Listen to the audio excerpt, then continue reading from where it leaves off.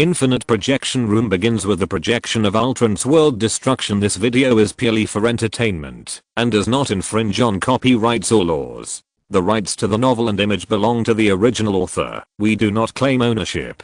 Don't like waiting and want to listen to this fanfic in full now? Subscribe to our Patreon, where you'll find the best fanfics. Chapter 501, The Battle Between the First and the Next. Let me call my family, at least let me tell them I'm safe. Shunichi Maki was suppressed by two soldiers, who had no intention of giving him a chance to refute or raise any opinions. Although it's inhumane, in that environment, their approach is indeed the safest. Bruce Wayne said, with the precedent of Lieutenant Udo's mutation, they didn't kill Shunichi Maki directly, probably to study him. It would be best if they could develop an antidote, just like the serum that was used on Lieutenant Udo before. In the matter of protecting the Earth, morality is obviously not a necessity. We must make a choice between humanity and animality. If we lose humanity, we will lose a lot, but if we lose animality, we will lose everything. Maki was locked up in a basement. He looked irritable, and he didn't want to encounter such a thing. Looking at the extremely irritable Maki in the surveillance, everyone else was waiting for something. Will the One really appear? I believe in the prophecy in the Institute, and this time, the One must be completely wiped out. What prophecy? Relying on prophecy to deal with this kind of monster is too much of a joke. No, maybe, that prophecy was left by other planets destroyed by the One. Peter said, the memory I inherited is not perfect enough, and many things are not complete. In my memory, the destruction of a planet seems to be related to Noah. It is possible that the planet was destroyed by the One, and then Noah hunted down the One. There was a constant buzzing sound and the howling of wild beasts in Maki's mind. A red light flashed in his eyes, and a red inscription mark appeared on his arm. The guards outside detected the One moving towards here, and all members of the entire base were dispatched. Maki in the basement was even more certain that the One was definitely coming towards him. After understanding this, Maki screamed like crazy. He could feel the other party's malice and murderous intentions, which were completely different from human thoughts. Even Maki, who had undergone professional training, was almost driven crazy by this thought. Outside, a hideous creature that could no longer be called a human slowly walked towards the basement where Maki was. It seemed that it had not evolved night vision, and could only rely on feeling to find Maki Shunichi's position. In response, the soldiers who had already ambushed raised their guns and aimed. At a command, they opened fire at full force, and the One slowly fell down. Not good. Peter once again received the message from Noah's light under the extremely high signal delay in the screening room. Not only does the One have the property of not dying unless every cell is destroyed, but the most terrifying thing about the One is that it can evolve indefinitely. After the previous toxins were injected into his body, he evolved immunity to the toxicity. The poisons that were once effective are no longer effective. A black liquid just flowed over. What was that? It looks like something similar to a salamander. No, that's the offspring of the One. The inherited memories in Peter's mind were constantly stimulated and awakened. He had to be a good commentator despite the huge pain. Most alien beasts can differentiate into offspring. Not good. The spider demon and the two-headed rat may have left countless offspring in the sewers of New York. It's been so long, the sewers may have become the world of alien beasts. Calm down, Kit. Logan and Captain America stepped forward and held down the excited Peter on the left and right. Logan said, it's no use panicking now. Time won't flow in the screening room, and you can't go back now. Listen to me, we will help you think of a perfect plan, and you can be our commentator. How about it? With the comfort of everyone, Peter's emotions gradually stabilized, but his heart could not calm down no matter what. The One instantly formed a blue cocoon after absorbing the sub-body, and then broke out of the cocoon at a faster speed. The speed was jaw-dropping. The evolved the One not only became several times larger, but also grew sharp spikes like sharp blades. Perhaps because the body of the One was Mizuha Risera's boyfriend, Lieutenant Udo. At this moment, Lieutenant Udo's remaining will could still maintain some clarity, allowing the One's attack to avoid Mizuha Risera as much as possible. At this time, the iron door of the basement was blown open, and Maki Shinichi hammered open the several centimeters thick steel door with his bare hands. "You are here as expected." In Maki Shinichi's mind, a harsh buzzing sounded with a consciousness. "You are a thorn in our eyes, so I will eradicate you." After explaining the reason, the one, who was more martial, immediately attacked Maki Shinichi. "We? Who are we?" Peter tried hard to think, but he just couldn't remember or find the relevant information. "Peter, don't worry, there will definitely be information about us," that the alien beast said later. During the process of dodging, Shinichi Maki was swept by the one's tail and flew against the wall. The concrete stone wall was actually cracked by Shinichi Maki. The most important thing is that Shinichi Maki was not hurt at all. Shinichi Maki slowly got up and shouted. A faint blue light burst out from his body. Red lines like blood vessels extended from the wing-like logo on Shinichi Maki's chest to Shinichi Maki's body. In the dazzling light, a brand new giant appeared. "Ultraman next." "I see." Peter seemed to understand something. If Tarikia hadn't sent me a trusted evolver on the day I joined, I would have probably exploded my potential and transformed like Shinichi Maki. Moreover, without a trusted evolver, my power after transformation would be limited, and I wouldn't have been able to awaken my second form so smoothly. I'm afraid I would have a narrow escape from death against extra-headed rat. The giant and the giant confronted each other for a moment, and the alien beast took the lead in attacking.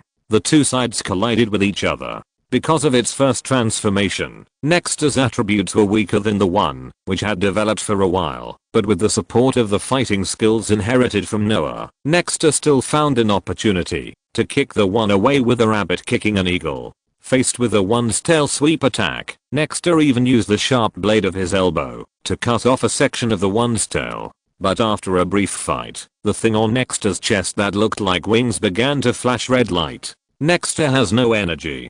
Chapter 502, Disadvantage in the first battle. This is too short. It took less than 3 minutes. This is the first time I have transformed, and it was such a hasty transformation. It's great that I can still fight until now. Then what's next? The video continues. The one saw Nexta fall to the ground and couldn't get up, so he took advantage of the situation and pursued him. He couldn't kill his opponent with his mouth, but his claws and fangs could.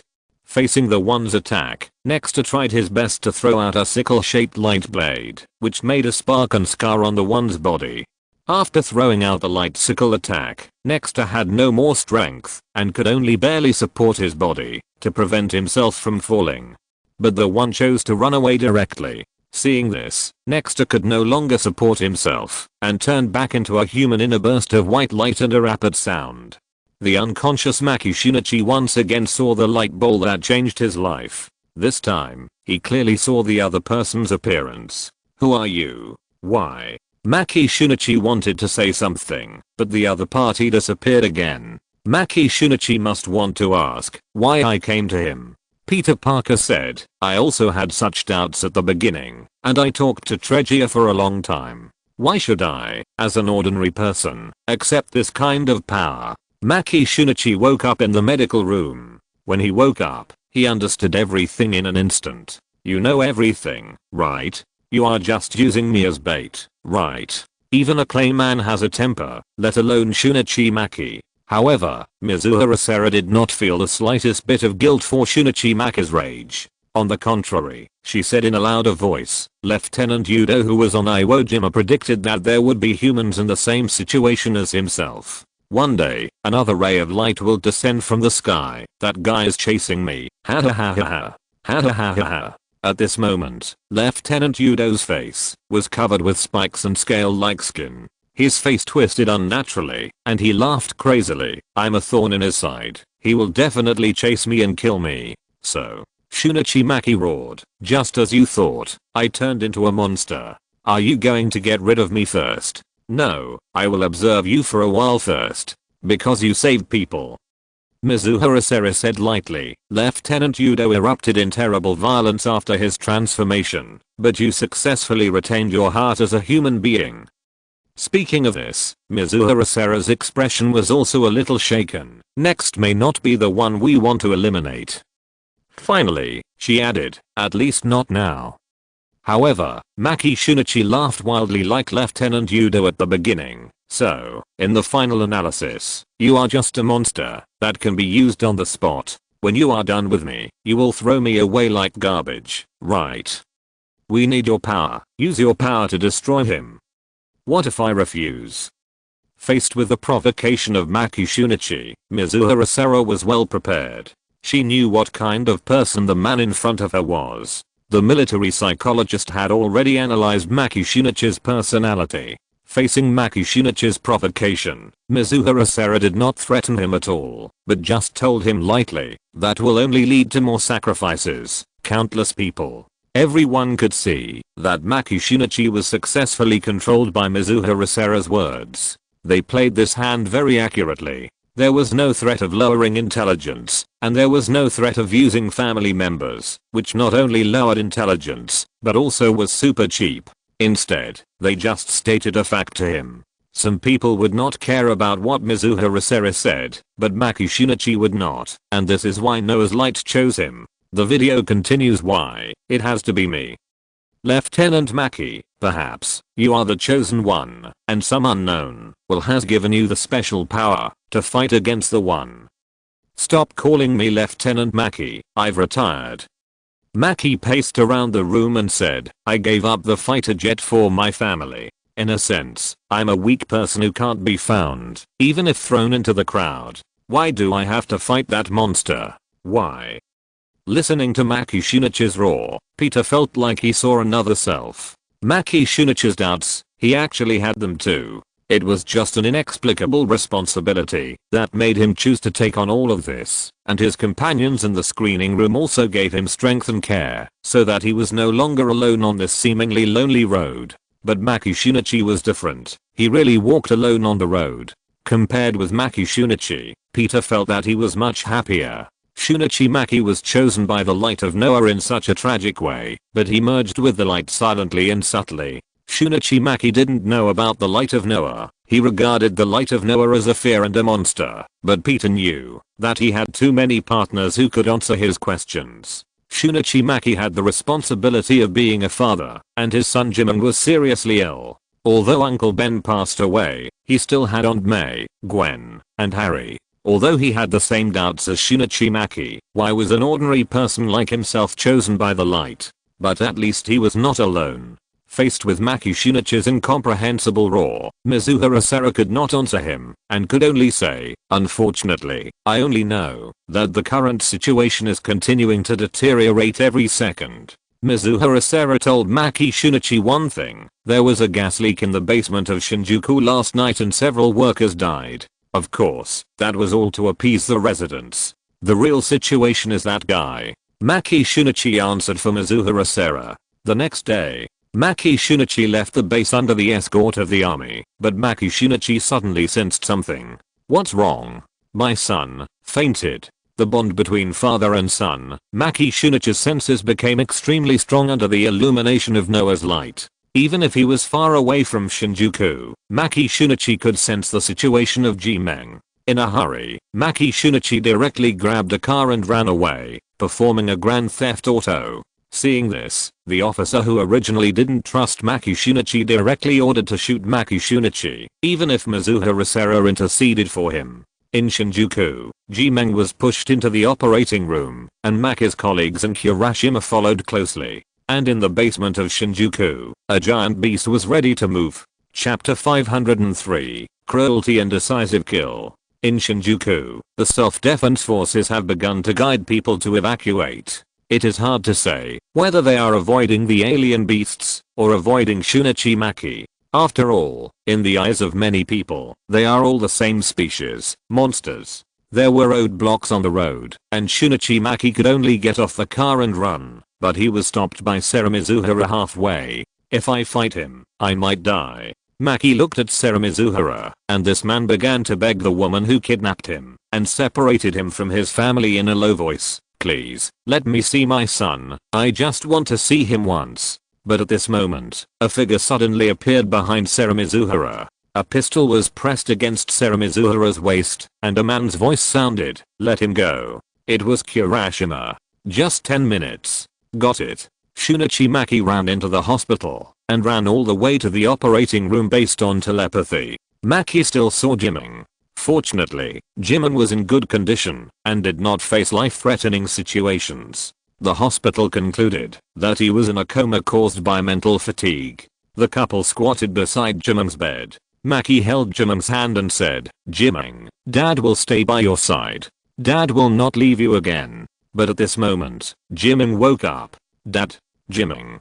Dad, I'm fine. Go to work." "Jimin, Dad's work is not important." "No, Dad.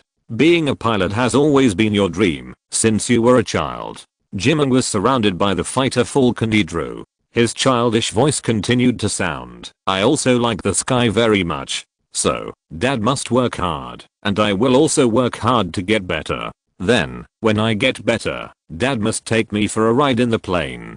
Pink hook. Looking at Jimin's outstretched hand, Maki was stunned for a moment, and then carefully hooked Jimin's little finger. "We made a promise, and we'll never change it for 100 years. Shunichi."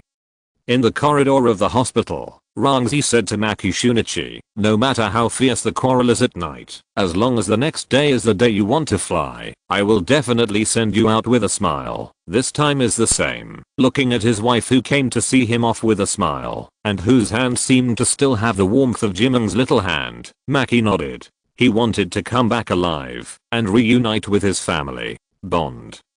Peter suddenly said, "The light of Bond, the power of the fit, comes from the bond between people, right?" In the car, Mizuhara Sera told Maki Shunichi that she originally wanted to deal with the one alone if Maki escaped, even if it meant sacrificing her life and dying with him. "My throat was cut when the one's tail was tailed, and I developed a special bullet with stronger toxicity from the scattered fragments. Although I'm not sure if I can surpass his evolution speed, it's worth a try." Shunichi Maki keenly noticed that there were some different emotions in Mizuhara Sera's feelings towards the one. He tentatively asked, "You seem to be suppressing some special feelings. Is this also what you perceive with your superpowers?" "I don't know." Facing Mizuhara Sera's question, Shunichi Maki said honestly, "I just have that feeling.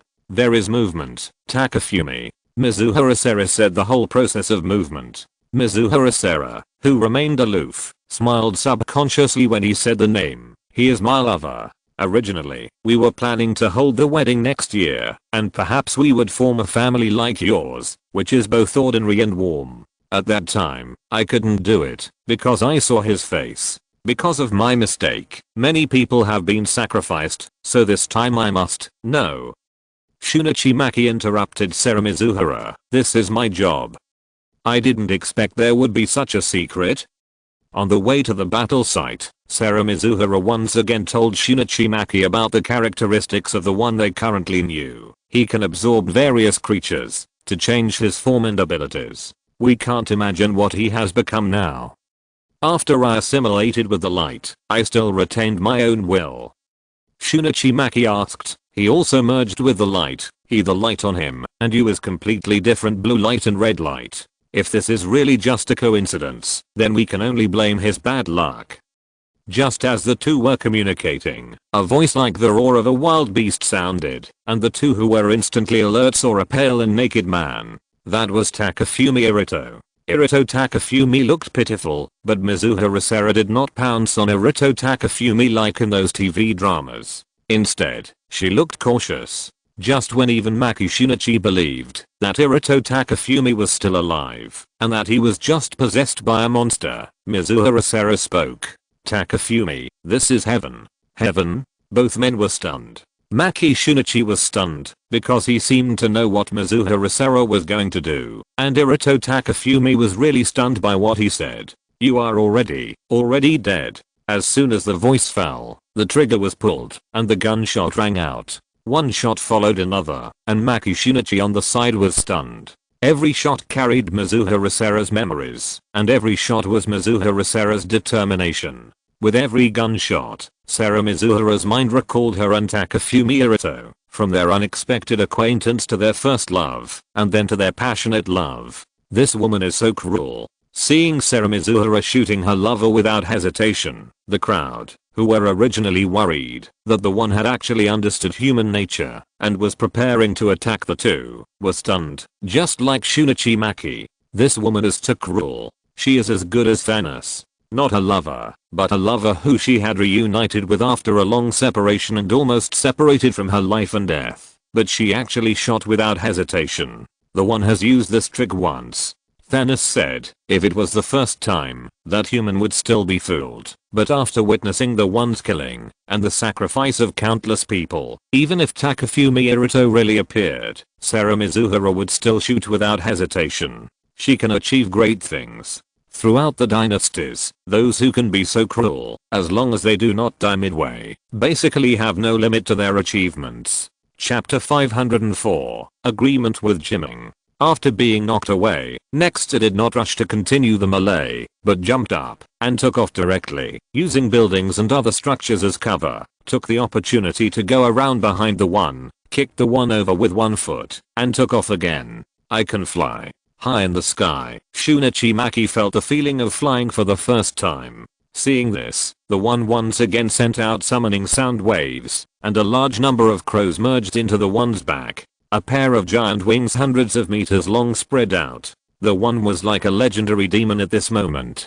Nexter and the one started the final battle in the air. Nexter took the lead, and the sharp blade of his elbow shot out a large 3-day moon-shaped light blade to slash at the one, but was dodged by the one. However, compared to the one, who relied on a pair of obviously inflexible wings to take off, Nexus's agility was much higher. Spinning and tumbling, Nexter evaded the one's attack swiftly, and then quickly counter-attacked with the lambda light blade. Considering that you can't read this thing, we will just transliterate it. That's the feeling. At this moment, Nexter turned back into Shunichi Maki, the pilot of the Falcon, the Shunichi Maki who regarded fighter jets as his dream. At an altitude of 30,000 feet, there is only me, flying like cutting through the air. It feels like I have turned into light, just like that silver meteor. The one, who did not follow the rules of martial arts, directly launched an airstrike on Shinjuku, and blow light bullets hit Shinjuku one after another, but except for the first one, the rest were all intercepted by Nexter. After the continuous attack, the one stopped and sneered and asked, "Have you reached your limit?" Nexter stopped in front of the one, and the energy indicator on his chest began to flash, and issued a rapid alarm. Why? The power is not enough again. Because he did not completely assimilate. The one's voice came with the attack. He did not choose to completely erode you like me. Under the continuous attack of the one, Nexter finally couldn't hold on. He began to fall down, and fell in a golden passage. Here, Shunichi Maki had a conversation with Guang for the first time. What will happen to you if I die? I'm afraid I will disappear with you. Then, what about that demon? Nexter did not answer, but Shunichi Maki already understood. At this moment, Shunichi Maki's heart emerged with people emitting light. They were Jimeng, Rangzi, Kirashima, everyone in the company, and all the people he loved. I must not fall here. I still have a promise to keep. Defeat this guy. This is my final mission. The one rushed towards Nexter, and held Nexter tightly, but several missiles hit the one's back at this moment. Not just one, but a group of fighters. Fighters circled in the air, like silver meteors streaking through the sky. Kirajima and his comrades at the air base came to support. Each missile accurately hit the one's back, especially the place where the back and wings met. The wings were originally made temporarily, and the second lieutenant Yaodan was also a normal human being, not Lei Zenzi. The wings and the one's body were not perfectly matched, but at least they were a force combination. Originally, the only way to shoot down Nexter was to attack the city without martial ethics. Now facing the attack of fighters, the one, who was still controlling Nexter, was worried. If he left Nexter behind to chase the fighter, it would not be difficult for him to shoot down the fighter with his strength, but his target was Nexter, so he would lose the big picture if he chased the fighter. But if he didn't chase him, the opponent's attack would still hurt him a little, and he specifically hit his newly born organs, not caring about the novice protection period at all. But soon, the one didn't have to hesitate about this. Nexter broke free, turned around and punched the one's big face, and then took advantage of the one being stunned by the punch, to fly back quickly to distance himself. Two sun and moon blades flew out from the blades of his arms. The one turned his head to dodge, but he didn't expect that the sun and moon blades actually changed their trajectory in midair under Nexter's control and directly cut off the one's newly evolved wings in the blind spot of the one's vision. This story tells us that blind spots kill people. If you have the ability, please remember to grow a few more eyes on your body. The one, having lost its wings, fell towards the city and finally created a big hole in the city and a magnitude 3 earthquake. For the one, falling from the sky and creating a big hole was actually nothing. The main problem was that Nexter followed him down, and the things flashing on his 2 forearms were more fatal to him. Nexter was like a god descending from heaven at this moment, with his arms raised high, and a light golden aura or thunder wrapped around his arms. Pure light condensed on his arms. Nexter's arms danced, and finally superimposed into a cross. Evolutionary light flow. The pale white light flow was like a flowing river, flowing endlessly, and life did not stop. After being hit by the flow, the one struggled madly, but in the end it turned into light particles, and dissipated between heaven and earth. Looking at the one who turned into particles of heaven and earth, Mizuhara Sera's eyes were a little confused, but more of an emotion called relief. Finally, it's over. Shunichi Maki separated from Nexter, his body turned back into a human, but his soul once again entered the photon channel. No, this time it was in an ancient ruin. It's so quiet. After completing his mission, Shunichi Maki felt calm. He seemed to feel his soul leaving his body and his life coming to an end. In the ruins, Shunichi Maki leaned on a stone statue that looked like the Armstrong cyclotron jet Armstrong cannon. Although he wanted to complain that this thing looked a bit beyond the understanding of Earthlings, Shunichi Maki no longer had much strength. Maki. Nexter appeared in front of Shunichi Maki and said with guilt, "I'm very sorry. In order to complete my mission, I had to exhaust your life." Shunichi Maki, who was extremely peaceful in his heart, did not blame Nexter. He had let it go. "I understand now. Meeting you is my destiny." Destiny? We fighter pilots cannot choose the aircraft we ride. If the fighter we ride breaks down, no matter how good our driving skills are, we can't save the situation. However, we all believe that, if this is true, then this is our destiny. I have been soaring in the blue sky and meeting you. This has allowed me to complete the best flight. So, I have no regrets. Really, you don't regret it? But, there is one thing. I failed to keep my promise to Jaime, and failed to take him flying in the sky. Maki Shunichi's voice became softer and softer, and finally he and Nexter disappeared in the light. The air combat itself is very exciting, but unfortunately I really don't know how to do air combat. So far, there is no human air combat tutorial, so I really can't explain it. Please understand. Chapter 505 was sent to the wrong person, so just read it as it is. It's a pity that sometimes the development of things will not change because of human will. Mizuhara Sera's 5 shots did not all hit Yudo Takafumi, but it was useless. The one's evolution speed was still far faster than Mizuhara Sera's speed of developing new poisons. Yudo Takafumi grew scales directly on his body, and one of his arms instantly stretched several meters, grabbing Mizuhara Sera. Yes, hold it. It's hard to imagine that a human hand can become as big as a person, but after being infected by the one, Yudo Takafumi can no longer be called a human. Shunichi wanted to go up to help, but he couldn't transform into Nexter, and he was just a relatively strong middle-aged man. If he fought with the original Yudo Takafumi, Shunichi would still have a chance of winning, but now his fists were useless to the alien beast Yudo Takafumi. The one who pulled Sera Mizuhara, and continued to say murderous words. Maybe it was out of interest, or maybe there was some special reason. Anyway, the one who could crush Sera Mizuhara to death, had to learn those third-rate villains to say that nonsense. But at this moment, Sera Mizuhara seized the opportunity and shot the heart of the semi-human the one. Perhaps because of their human body, although the heart is not a fatal part of the one, the output to the heart can still cause critical damage to the one. The one was hurt by this shot. After a brief twitch of the whole body, he simply stopped pretending. His defense was broken. The violent the one roared, and transformed into a half-beast form, and pounced towards Mizuhara Sera. Maki Shunichi stepped forward, to block the one's attack. The angry Maki Shunichi's body lit up with lines like flowing magma. Lines like blood vessels on Maki Shunichi's body, and face emitted red light. Seeing Maki Shunichi's changes, the one laughed out loud.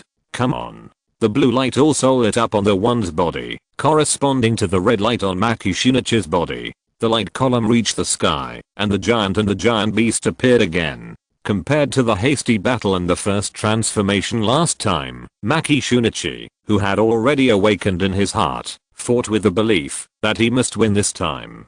Although he was still at a disadvantage, unlike the previous passive beating, this time Maki Shunichi fought and retreated and fought back and forth with the one.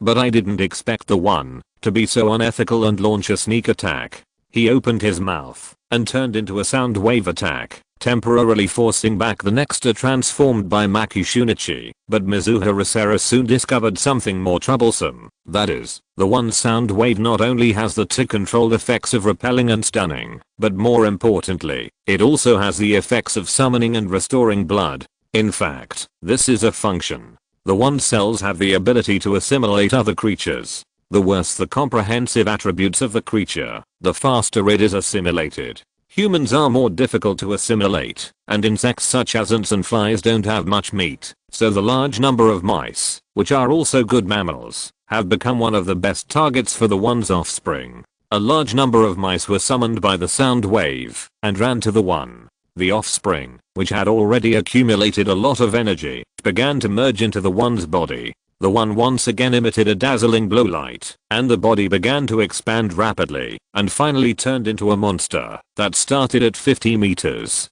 The original 15-meter Nexter could be called a giant, but after facing the third form of the one, Nexter was no different from an ordinary person in front of the second form of the one. Evolved. Sure enough, the evolutionary ability of the alien beasts can almost evolve indefinitely.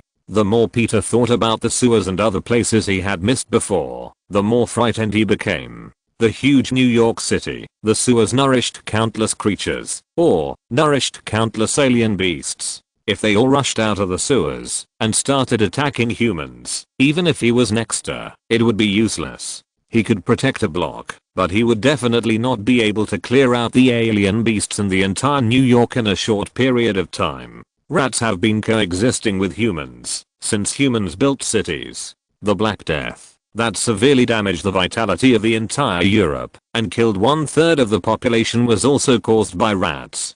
Although it was also related to the church's previous mass killing of cats and dogs, these gadgets may seem insignificant, but their destructive power over the entire human civilization is more ferocious than any beast.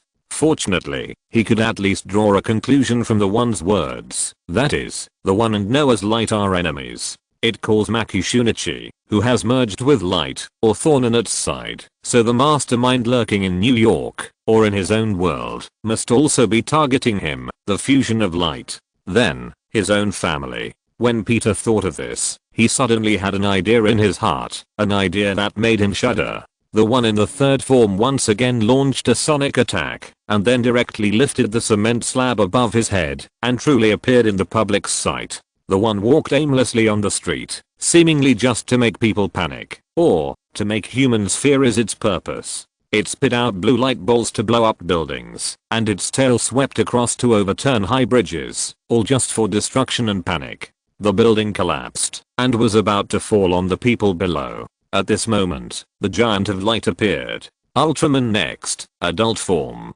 Celebrate. Ultraman next is born.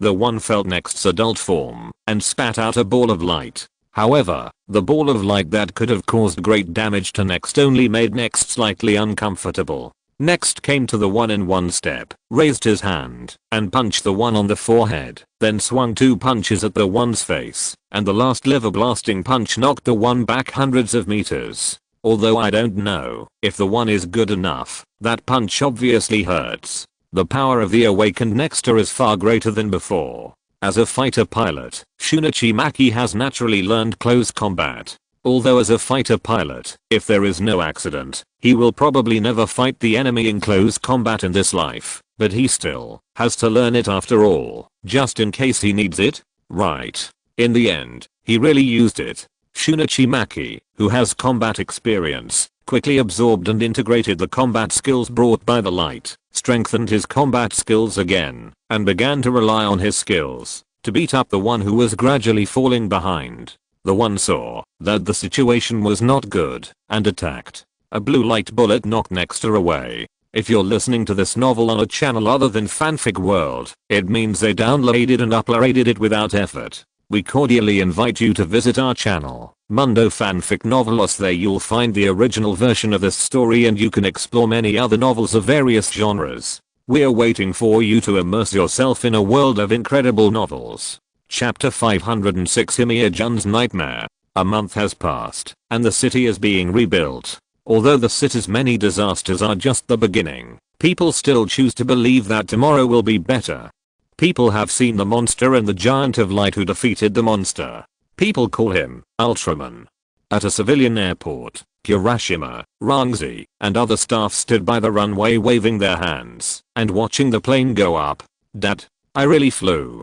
Jimeng sat in the co-pilot seat, looking at the gradually shrinking buildings and crowds. The excitement on his face was about to overflow. Thank you, Dad, for keeping the promise you made to me. Well, it's not just Dad's strength that keeps the promise you make. Maki said with a smile. There is also a friend of Dad, a friend who has returned to this vast sky. Friend? It's the silver meteor that Dad has admired since he was a child. Jimeng was confused, not understanding why his father suddenly became a riddle man, but Jimeng still liked his pilot father the most, and he also wanted to become a pilot when he grew up and continue to fly in the sky. Bonds next, first, and now playing bonds. Peter seemed to understand the meaning of this word. Bonds refer to people or things that can connect, and bonds are the bonds between people. Many years after the Shinjuku incident, people seem to have gradually forgotten the giants and monsters that once appeared in Shinjuku, and everything returned to peace. But under the calm lake, everything was surging undercurrents. Be careful. The explosions continued, and a man holding a camera rolled sideways to avoid a fatal explosion. On his chest was his name, Ji Yajin. After dodging the explosion, he quickly filmed the scene that had just happened beside him and almost took his life. This was his job as a war correspondent. Zun. The girl's call startled the man. Ji Yajin turned his head and saw a little girl in a floral dress crying and running towards him under the gunfire. Ji Yajin didn't know how the girl crossed the area covered by the gunfire, nor did he know how she knew he was here, or even why the girl came to find him, but this place was covered by gunfire. Sarah. Ji Yajin's call attracted Sarah's attention, but just as Sarah ran towards him, a shell landed in front of Sarah, splashing dust all over the sky. Sarah. In a small room, Ji Yajin woke up from a nightmare, shouting Sarah's name. He then realized that he was no longer on the battlefield, but Sarah had died under the shells, with no trace left. However, the photo of Sarah's death that he took at that time won him an award earned at the cost of the death of a girl who was just like his sister. Whenever Ji Yajin thought of this, he would put on a mask of pain on his face. The war was over, but the sequelae of the war had not passed. However, when Ji Yajin saw the glowing object in his hand, he knew that now was the time to atone for his sins, rather than to blame himself. Another poor man persecuted by the war. Logan stopped smoking. Whenever he saw such a scene, this veteran who had fought for many years would remain silent. Being able to look lightly on life and death does not mean being able to ignore life and death. Logan could tell at a glance that Himiya-jun suffered from severe sequelae of war. Logan did not know what the relationship between that girl and Himiya-jun was, but he knew that she was definitely a very important person to Himiya-jun. Watching someone important to him die in front of him was already extremely painful, and winning awards by taking pictures of someone important to him dying, even if it was unintentional, was a huge irony in the eyes of Himiya-jun, who already suffered from sequelae of war and was extremely fragile. Logan did not know how he survived or how he got through it, but looking at this nightmare, Logan knew that Himiya-jun definitely had not had a comforting sleep for a long time. The scene changed. A peaceful park, warm sunshine. Everything was so beautiful. Kimono-kun? Ah, Lizzie. The young man was stopped by the short-haired girl. The young man called Cuman scratched his head a little embarrassedly and said, "Sorry, I was distracted." Is it because of work? Human nodded. Because of his childhood, he suffered from certain mental problems and would fall into a coma under special circumstances. His job was to be a frontline rescuer of the rescue team. In another rescue operation, Human's psychological shadow broke out, and he changed from a rescuer to the one being rescued.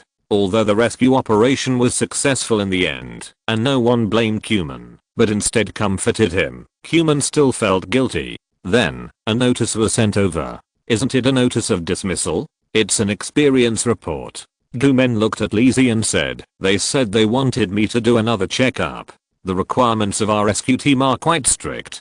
But it's you, Lizzie. Gumen looked at the sketch in Lizzie's hand and said, whether it's an elephant or a giraffe, Lizzie, you're drawing a family. Yeah. Lizzie's face was filled with a sunny smile. A family should be together. Then Lizzie, when will you let me meet your family? Faced with this sudden remark, it was Gumen who began to panic. He explained awkwardly, well, no, I just thought that, well, we should get to know each other. Looking at Gumen clumsily hiding the thoughts that he couldn't hide at all, Lizzie chuckled and said, okay, I'll think about it. Really? That's great. Looking at Gumen who spoke in a straight man's way, it was hard for Tony not to move his gaze to Peter who was standing aside.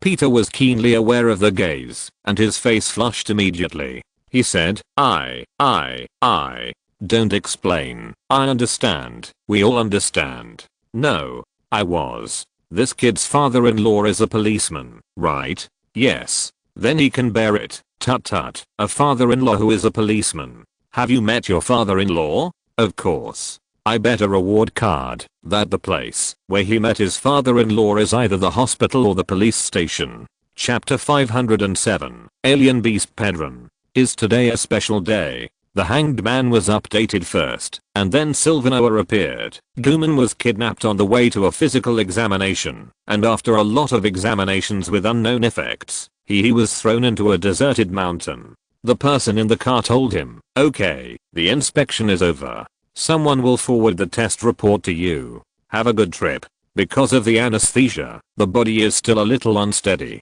He was thrown on a trail in the wilderness with a confused look on his face, and then walked more than 10 miles on a mountain road in a confused look before he met a big truck and was pulled into the city by a kind-hearted driver. Go home and have a good sleep, young man. Be careful not to be taken away next time. Be careful of being pinched. Faced with the uncle's malicious warning full of concern, lonely after thanking the door, he limped upstairs while his body, which was still weak from the anesthesia, hummed a little tune, and went to a gas station to refuel. What is this? Gumen must have been spotted by a special department. Captain America said, I have experience in this area. The selection of the super soldier program was also carried out in secret. I was lucky. It's better to be selected to join this plan, but because of the spy, it finally led to a series of events, and my benefactor Dr. Erkins also died in that chaos. If Gumen was selected into a secret, a department with a very high degree of control, so this approach is not strict enough in my opinion.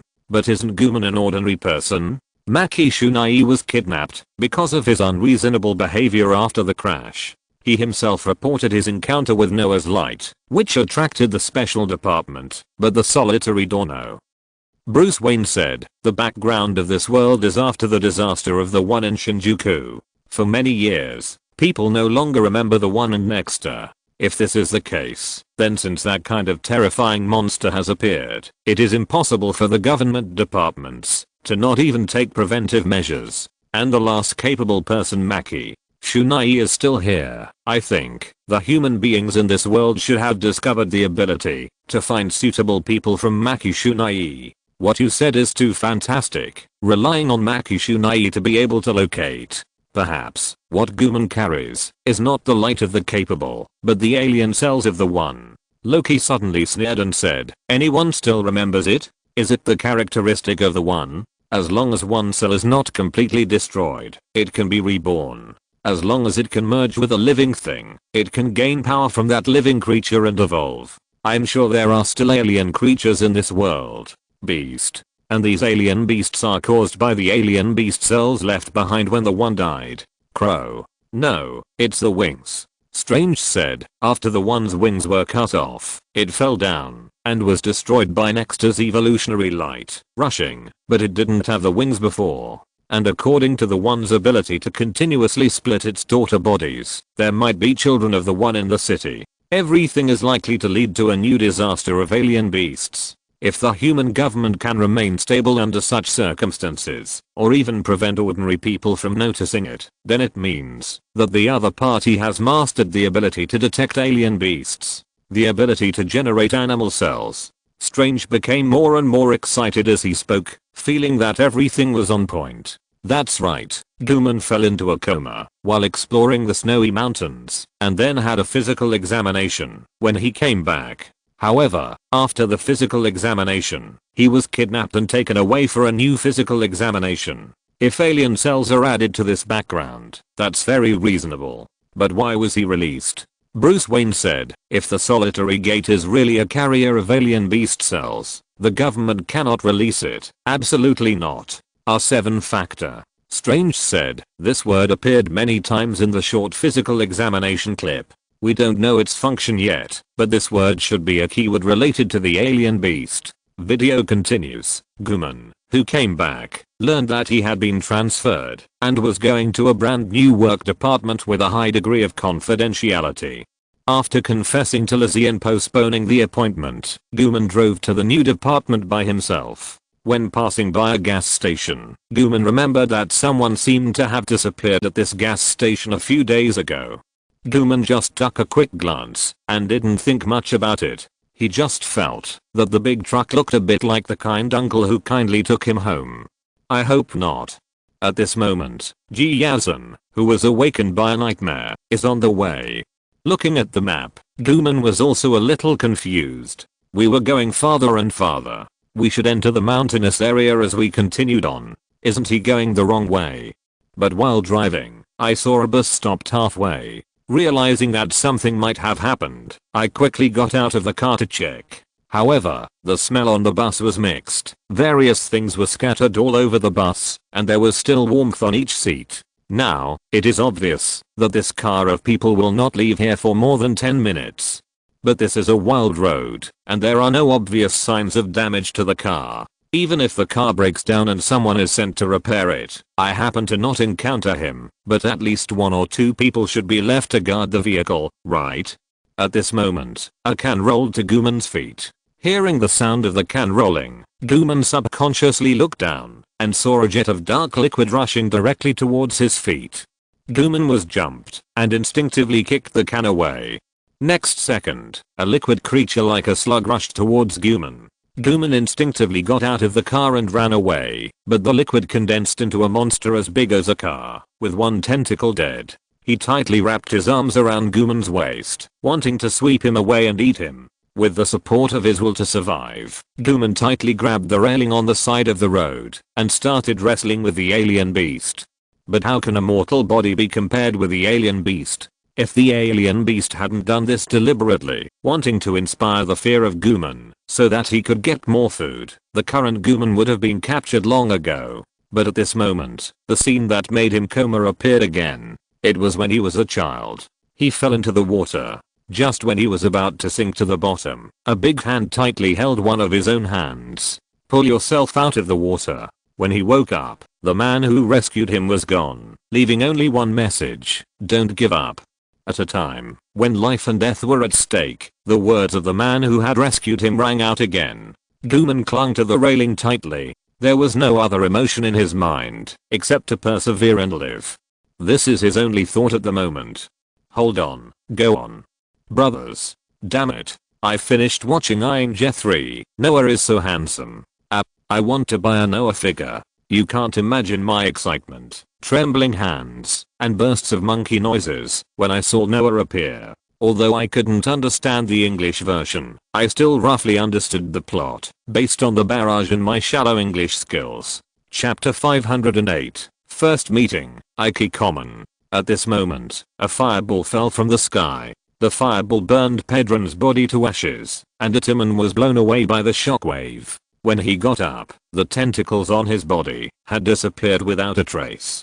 He turned his head and saw that it was not a fireball, but a fist, an arm, and a giant. The silver arm blade was wrapped with arcs of electricity. The incredible Pedron was left with nothing under this punch. Every cell was cleaned up. When Itaman looked at the giant was also looking at him. First meeting, Itaman Ike. The giant, who was full of mystery and sacredness, looked at Itaman.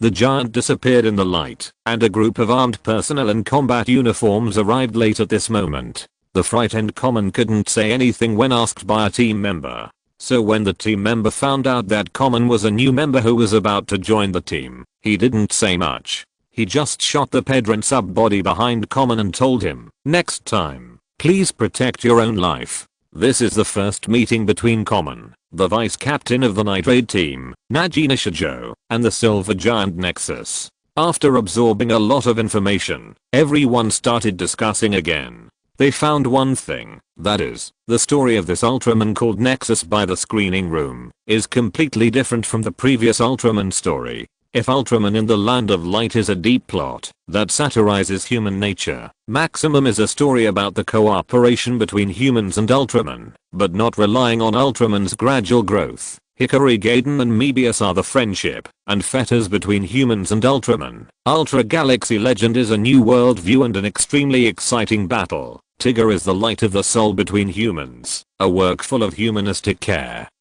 And next is a superhero movie. Then Nexus is a suspense detective drama and a thriller. Although it looks strenuous, for a group of bored guys, this can help them consume too much energy. At that moment, Nexus gave me the feeling of a god.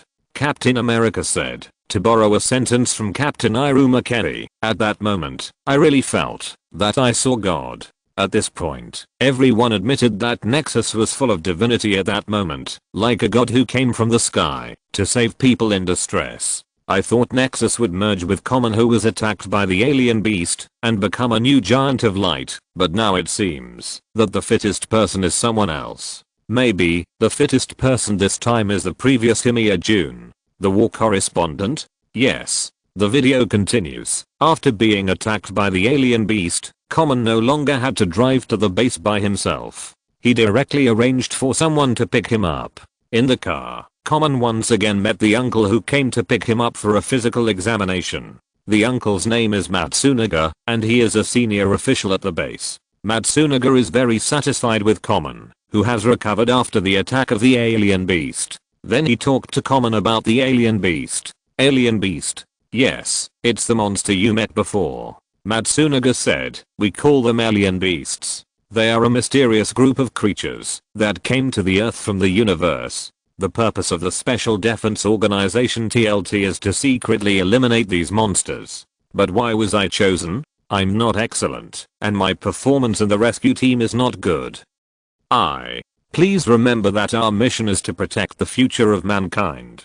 This is our mission. Secretly eliminate these monsters? Aren't the alien beasts transformed from the cells dropped from the One? No, the One also came from the universe in the beginning. Looking at Common, who was training on the screen, everyone once again grasped the R7 factor proposed by Strange before. The R7 factor that Common got through the test is positive 87, negative 0 R7 factor. This word can't be analyzed reasonably without enough information.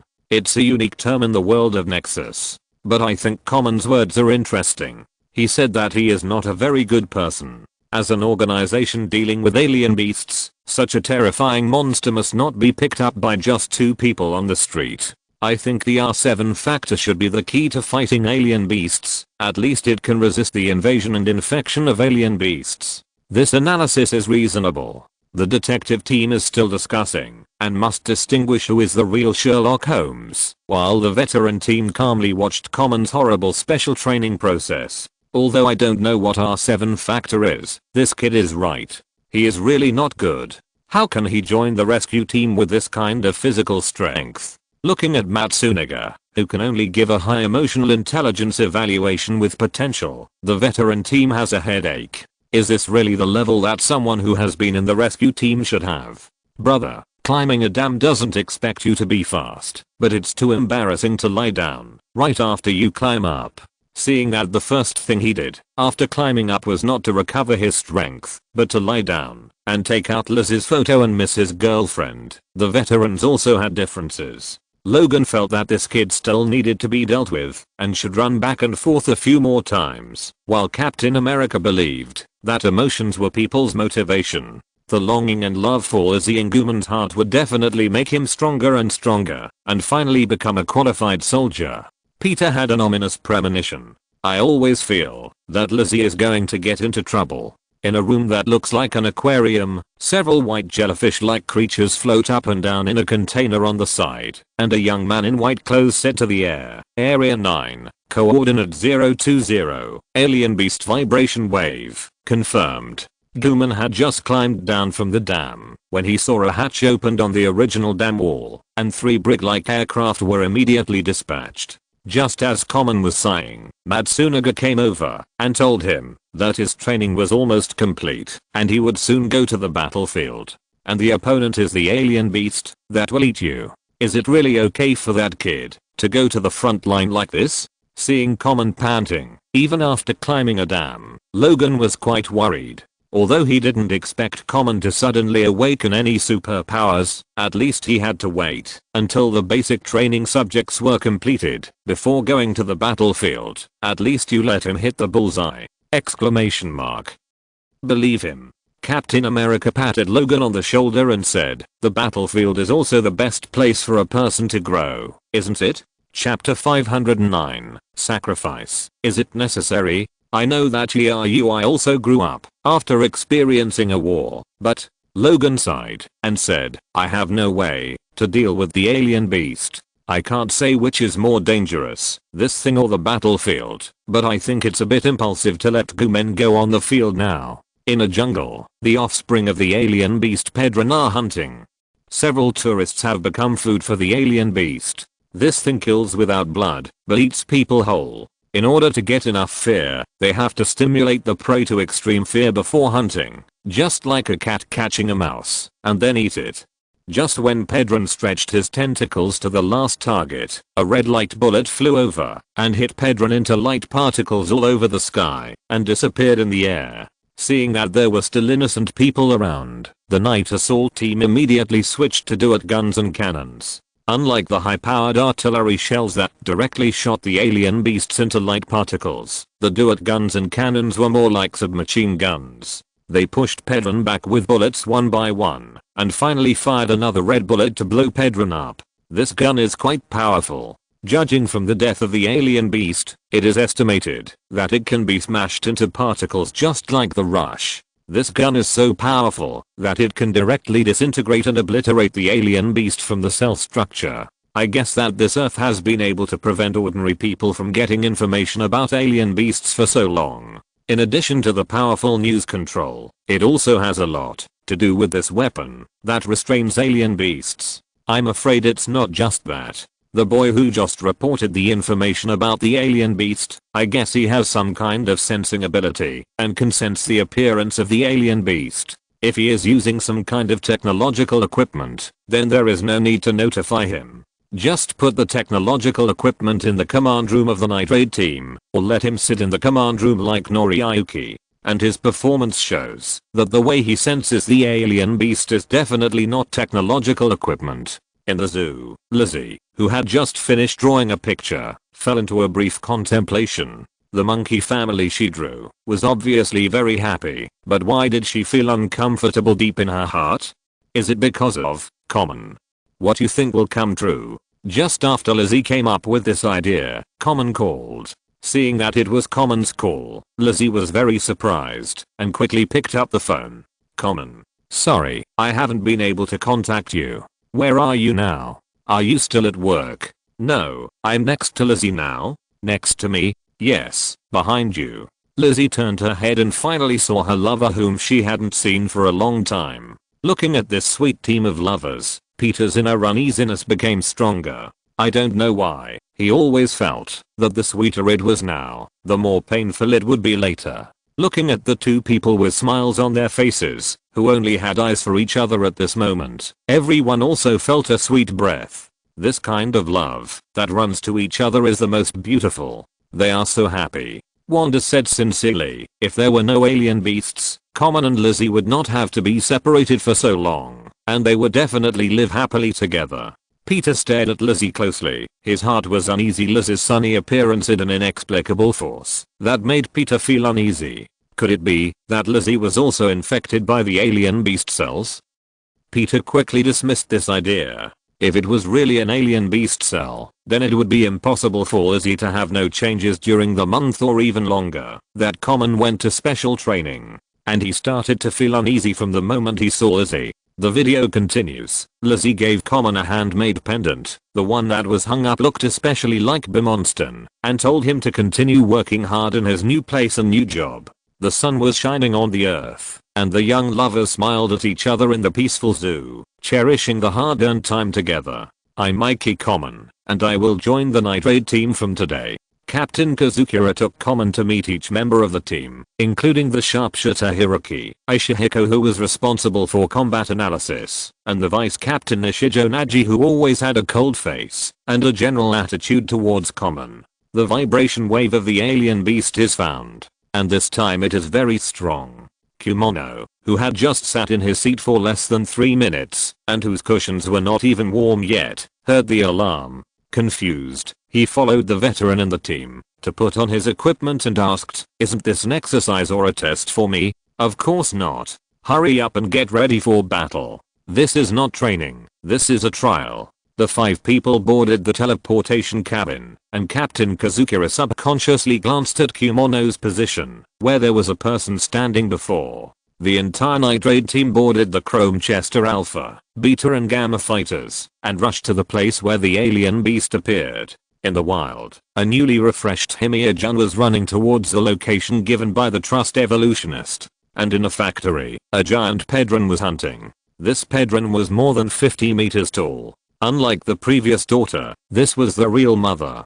Pedron's tentacles sent the people running on the ground into its feeding organs one by one. Its tentacles moved very slowly. Before sending people into the feeding organs, it would circle around its body, madly stimulating the fear in people's hearts, and finally swallow them. The target is very large. Use the Duite launcher to smash it. The voice of the young man in white was transmitted into everyone's mind through special equipment.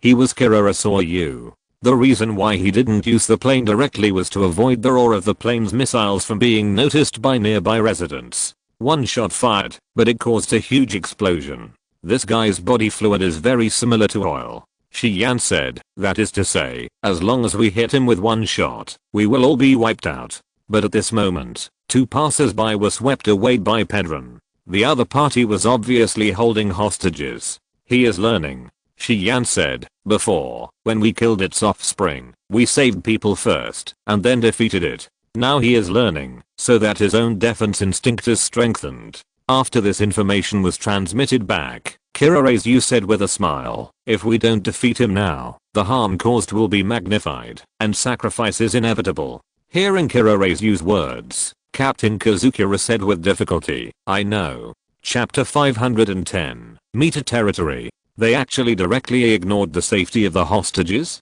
From a rational point of view and the casualty ratio, sacrificing 2 people for the whole city is a worthwhile sacrifice. Thanos said, they obviously don't know about Nexus. That is to say, without the support of Ultraman's extraordinary power, if we want to protect more citizens and keep the losses to a minimum, sacrificing those 2 people is the best choice. How can this be? Then do you have any better ideas? Thanos said coldly, rescue? How to rescue? Without Ultraman's help, there is no way to use manpower to save 2 humans who are about to be eaten by Pedron. Just break the tentacles directly, and the 2 people will only end up being smashed into meat paste when they fall to the ground. While breaking the tentacles, let the Chrome Chester fighter go to pick up the 2 people. The alien monsters are not blind, and the fighters can't get close at all. If they force their way close, there is a risk of being swallowed by the alien monsters. Thanos was telling the truth, and the truth is always the hardest to accept. The video continues. The people in the night raid team are used to life and death. Even if they are extremely reluctant, they can only choose to sacrifice 2 people in order to save more people. However, Common, who was originally from the rescue team and joined the night raid team to save people, cannot accept this. Just as Common stopped everyone from shooting, Zijonaji saw a man standing on the high tower. Himiya-jun looked at the evolution thruster flashing in his hand, hesitated for a moment, and pulled out the evolution thruster. In a flash of light, the silver giant appeared. With his right hand clenched in front and his left hand as a knife behind, Nexus shouted and attacked Pedron. Silver giant. Captain Kazuya did not expect that the silver giant Common mentioned would appear here, and it was hostile to the alien beast Pedron.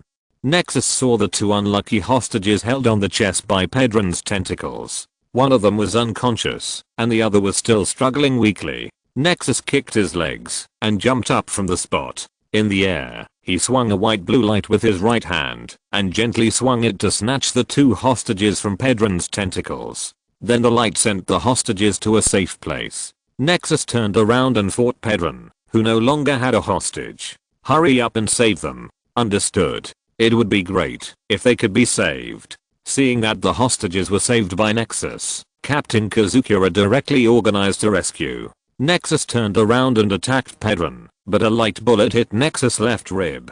Nexus was stunned and turned around to see that the attacker was Naji Nishijo. Although this approach is understandable, it still makes my blood pressure soar. There is no Ultraman in that world, and Nexus was also wiped out for some reason. It is understandable to regard Nexus as a humanoid alien beast and to interpret Nexus's act of snatching hostages from Pedron as the alien beast stealing food.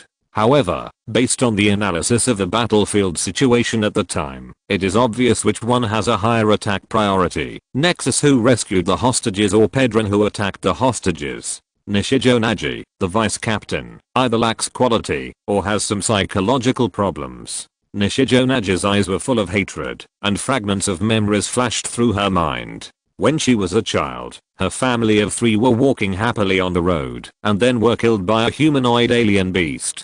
Her teammates and lover also turned into humanoid alien beasts and betrayed the team. All these fragments flashed by, causing Nishijo Naji's inner anger to surge again, and she aimed at Nexus and continued to attack without any discrimination. Okay, it's confirmed that this person has mental problems. Strange said, these memories should be quite painful in the past for Nishijo Naji. Because of these things, her hatred for human-like alien beasts may have reached a psychological distortion, so she will attack Nexus at all costs. It's understandable, but unforgivable. Logan said, she is killing her and her teammates. On the battlefield, 2 armies are fighting, and our side is almost no match for the other side. Suddenly, an unknown team appears to attack the enemy. At this time, whether it is to join the unknown team to attack, or to take this opportunity to retreat, it can be understood, but you attack the unknown team that just appeared. This is courting death. That is to say, we know that Nexus will not attack humans. Otherwise, we can see the scene of the Giant of Light and the alien beasts chasing humans together. That's not necessarily true. Loki smiled coldly and said, don't forget, Nexus is different from ordinary Ultraman, and the fit man Himiya-jun also has psychological problems. Maybe we can really see both sides joining forces to attack humans. Humans are so stupid that I want to laugh. After being stopped by Common, Naji Nishijo wanted to continue attacking, but the alien beast released flammable gas. After being told by the captain that, if they continued to attack, everyone would die here, Naji Nishijo was finally forced to stop attacking. Pedron was beaten by Nexus. Realizing that the gap in strength between the two sides was a little bit big, Pedron sprayed yellow smoke to cover his vision, then switched to flying form in the air, and took off on the spot. Seeing this, Nexus immediately took off and followed. In midair, Nexus placed his left arm on his chest to condense energy, and then his whole body radiated a faint light, and a red light shone from Nexus. Nexus red adult form. After the transformation, Nexus' speed suddenly soared. More importantly, a blue light shot forward from his body, opening a golden light gate on Pedron's flight path. Meter field. Nexus directly opened up an alien space with his own power. Peter? Don't look at me, I can't. It's a bit like the mirror field. Strange said, although I don't understand the structure of this meter field, it looks somewhat similar to the mirror field. Peter, you can try to combine magic and light. But didn't you say before that light and magic will repel each other? So give it a try. Wait a minute. Information about the meter field appeared in my mind. Peter closed his eyes for a moment and then said, the meter field is the awakened power of the Fitimia June. It can create an alien space by its own strength. Fighting in this alien space will not only not cause damage to the outside world, but also be able to extract the enemy's energy to restore itself. Some of your own skills will also be strengthened in the meter field. So strong. But the meter field needs the fit to rely on their own physical strength to maintain it. If the fit is physically exhausted, it will cause the collapse of the meter field, and it may even be taken away by the enemy and become a dark meter field. At that time, your own energy will be extracted. In the meter domain, Nexus faced the alien beast Pedron. Looking at the screaming Pedron, although Himia-jun was extremely tired, he still fought hard. For him, a mere Pedron was not a big problem. Now there were no hostages here, so he could just fight. After a while, Nexus flew out of the meter domain, fell to the ground, and turned into light and disappeared. So fast. So strong. It actually killed the alien beast instantly with just one beam of light. In the outside world, on the chrome chest Gamma, Captain Kazukira looked confused and vigilant, and only breathed a sigh of relief when he heard the report from the base that the alien beast's vibration wave had been cleared. Who is that giant? Do you think the next plot will involve Junhimia?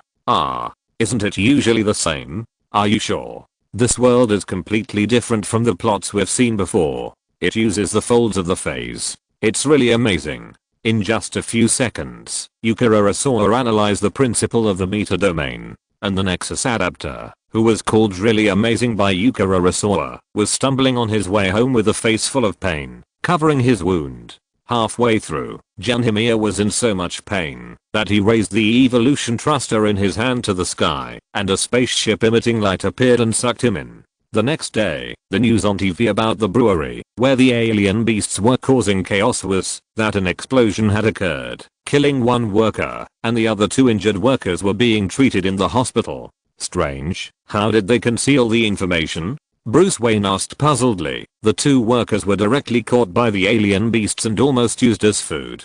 Even if they were forced to explain that they were too nervous and caused nerve confusion, it would be too far-fetched, right? In the Night Raid team base, Ike Common was being questioned by his superiors. Captain Ike Common, are you sure you have seen the Silver Giant before? Yes, on the day I was assigned to work here. You said that the giant saved you? Yes, I'm very sure that if the Ultra Warriors had not appeared at that time, I would have been eaten by the alien beasts. Ultra Warrior. When I saw him yesterday, this word came into my mind. One of the most senior counselors had a strange look on his face, but he didn't say much. Instead, he asked Captain Kazukira what he thought of the Silver Giant. To be honest, I don't know, but if that giant is an enemy, then we can't destroy it with our current strength. I think further research is necessary. Captain Kazukira's professionalism is what a special forces unit should have. Bruce said, whether it's Common or Seijo Naji, they both have preconceived subjective emotions and their views on Nexus. Chapter 511, How to Increase the Favorability of Gumen.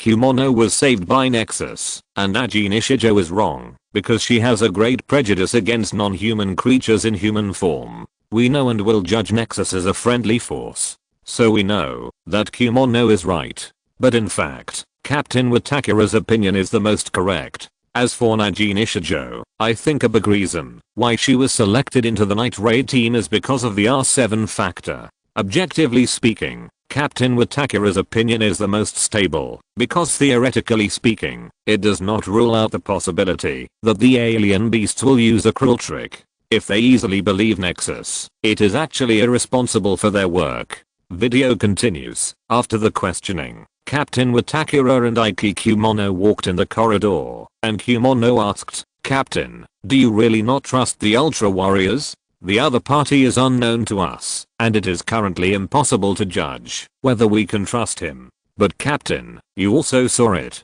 He saved two people from the alien beasts. Kuman still wanted to excuse Nexus, but at this moment, Naji Seijo came over and insisted that Nexus was a strange beast and classified the act of saving people as fighting for food. Looking at the two people arguing, Kazukira was also a headache. At this time, Matsunaga came over and said, the new team member is in conflict. Such an impulsive personality is very dangerous. You want to talk about Goroki, right? Matsunaga said, Goroki also caused such a result because he has a stronger will than ordinary people. The most important thing within a team is trust, so we must clearly confirm whether Common is suitable for the work here. Both Nishijo and I think so. Of course, I think so on this point. After arguing with Nishijo and Common changed into plain clothes and came to the place where an accident happened before. It was here that Common saw Nexus for the first time. Nishijo Naji told Common that the previous accident was caused by a bus falling off a cliff, because if the truth was made public, it would cause even greater commotion. And the memories of the survivors naturally have their own corresponding parts. So, what you see is not necessarily true. After a series of calls from Nishijo Naji, Common was completely confused, but at this moment, Nishijo Naji took out her gun from the car and ran towards a forest. Why did you take out the gun? Common followed in confusion. In order to reduce exposure to the public as much as possible, they had to report to their superiors when they went out on weekdays. Nishijo Naji was able to bring Common out completely because she had reported to her superiors. At the same time, it was basically impossible to go out in combat uniforms. Even if someone thought she was a COS, there was a risk of exposure. Nishijo Naji was able to bring a gun out because she was old. Someone is watching us. Nishijo Naji scanned the communication terminal and quickly found the vibration wave of the alien beast. She reported to the headquarters while rushing over with a gun in her hand. You know, there were people who came to mourn at the place where the accident happened before. If the alien beast eats these people again, it will be a big trouble. At this time, Himiya-jun was on the way. On the way, Himiya-jun and Nishijo met. Sure enough, I said someone was following us. Tell me, who are you? Someone is following you, but it's not me, or it's not a human at all. Himiya-jun took out a silver pistol and sniped at Zijo Naji. Seeing that the atmosphere was getting more and more tense, Himiya-jun suddenly said, go. We are being surrounded. Hiss. Be careful. Zijo Naji grabbed Guman's arm and threw him behind him. Guman didn't expect that Zijo Naji, a thin female team member, was so strong that she could throw him 2 or 3 meters away, but he wanted to know what he did wrong to be beaten again. Guman just looked up and saw Zijo Naji shooting at the place where he just stood, and the place where he just stood was just under a tree, and a stream of purple black viscous liquid was dripping from the tree. Alien beast Pedron sub-body. Thank you. Human knew that if Naji Nishijo hadn't pulled him away, he would have been in the monster's stomach right there. I'll be in charge of a battle. You call for support. Keep an eye on that man. Naji Nishijo showed the qualities of an elite soldier at this moment, firing bullets from her gun, beating the monster Pedron back step by step. If there was only one sub-body, the two could have escaped, but more black liquid emerged from all directions, and one after another Pedron sub-body appeared in this small forest. Seeing this, Jun Himiya pulled the equipment in his hand that was similar to that of the evolution thruster, and a white light bullet accurately hit a Pedron sub-body. The next second, the Pedron sub-body actually turned into light particles and dissipated. What kind of weapon is this? It can actually achieve the same effect as Nexus's light. Hikaru said after a brief thought. Considering that Peter's transformation device was also given to Ultra King by Noah, and Ultra King asked me to run errands, and finally Tarikia volunteered to go on a business trip to give the equipment to Peter, this should be a weapon attached to Noah's light, just like the spaceship emitting light. Why don't I have this equipment? Peter asked aggrievedly. Mr. Hikaru, did you hack my equipment? I don't have it. Peter's joke made the dull atmosphere in the screening room more lively. Hikaru even planned to go back and make a set of equipment for Peter according to Peter's situation. Although it is impossible to pass on people across the multiverse, it is not difficult to send something over since the coordinates of that world have been known. Himiya fired a series of quasi-light bullets, and the firearms in his hands released the light power that was lethal to the alien beasts, forcing many of Pedron's offspring to retreat. Just as Guman was about to ask about the other party's origins, he was grabbed by a Pedron's tentacle. Looking at his teammates and the unknown neutral humanoid creatures surrounded by other Pedrons, Common had no choice but to save himself. However, Common, who was wearing plain clothes, had no powerful lethal weapons. Even the guns brought by Seijo Naji could only play a repulsive effect. Common only had terminal anesthetic bullets for self-defense, but these things couldn't break through the defense, let alone scrape. Seeing Pedron's predatory organ slowly open, Common thought to himself, this time, it's over. Don't give up. Chapter 512 Bullets, bullets, bullets. A light bullet interrupted Pedron's tentacles, and Himiya-jun jumped directly in front of Guman, and his left hand turned into a fist, and blasted towards Pedron's sub-body. He actually punched Pedron dozens of meters away with a mortal body, probably, maybe. Looking at Himiya-jun who was blocking in front of him, recalling his previous words of not giving up, Guman's favorability towards Himiya-jun instantly increased. Could it be that you are? What are you daydreaming about? Nishijo Naju turned sideways to avoid Pedron's tentacles, and came between Guman and Himiya-jun. Attack together. Compared to the duo who could only scrape and suppress fire to attract targets, Himiya-jun's attack power was completely not at the same level as the two.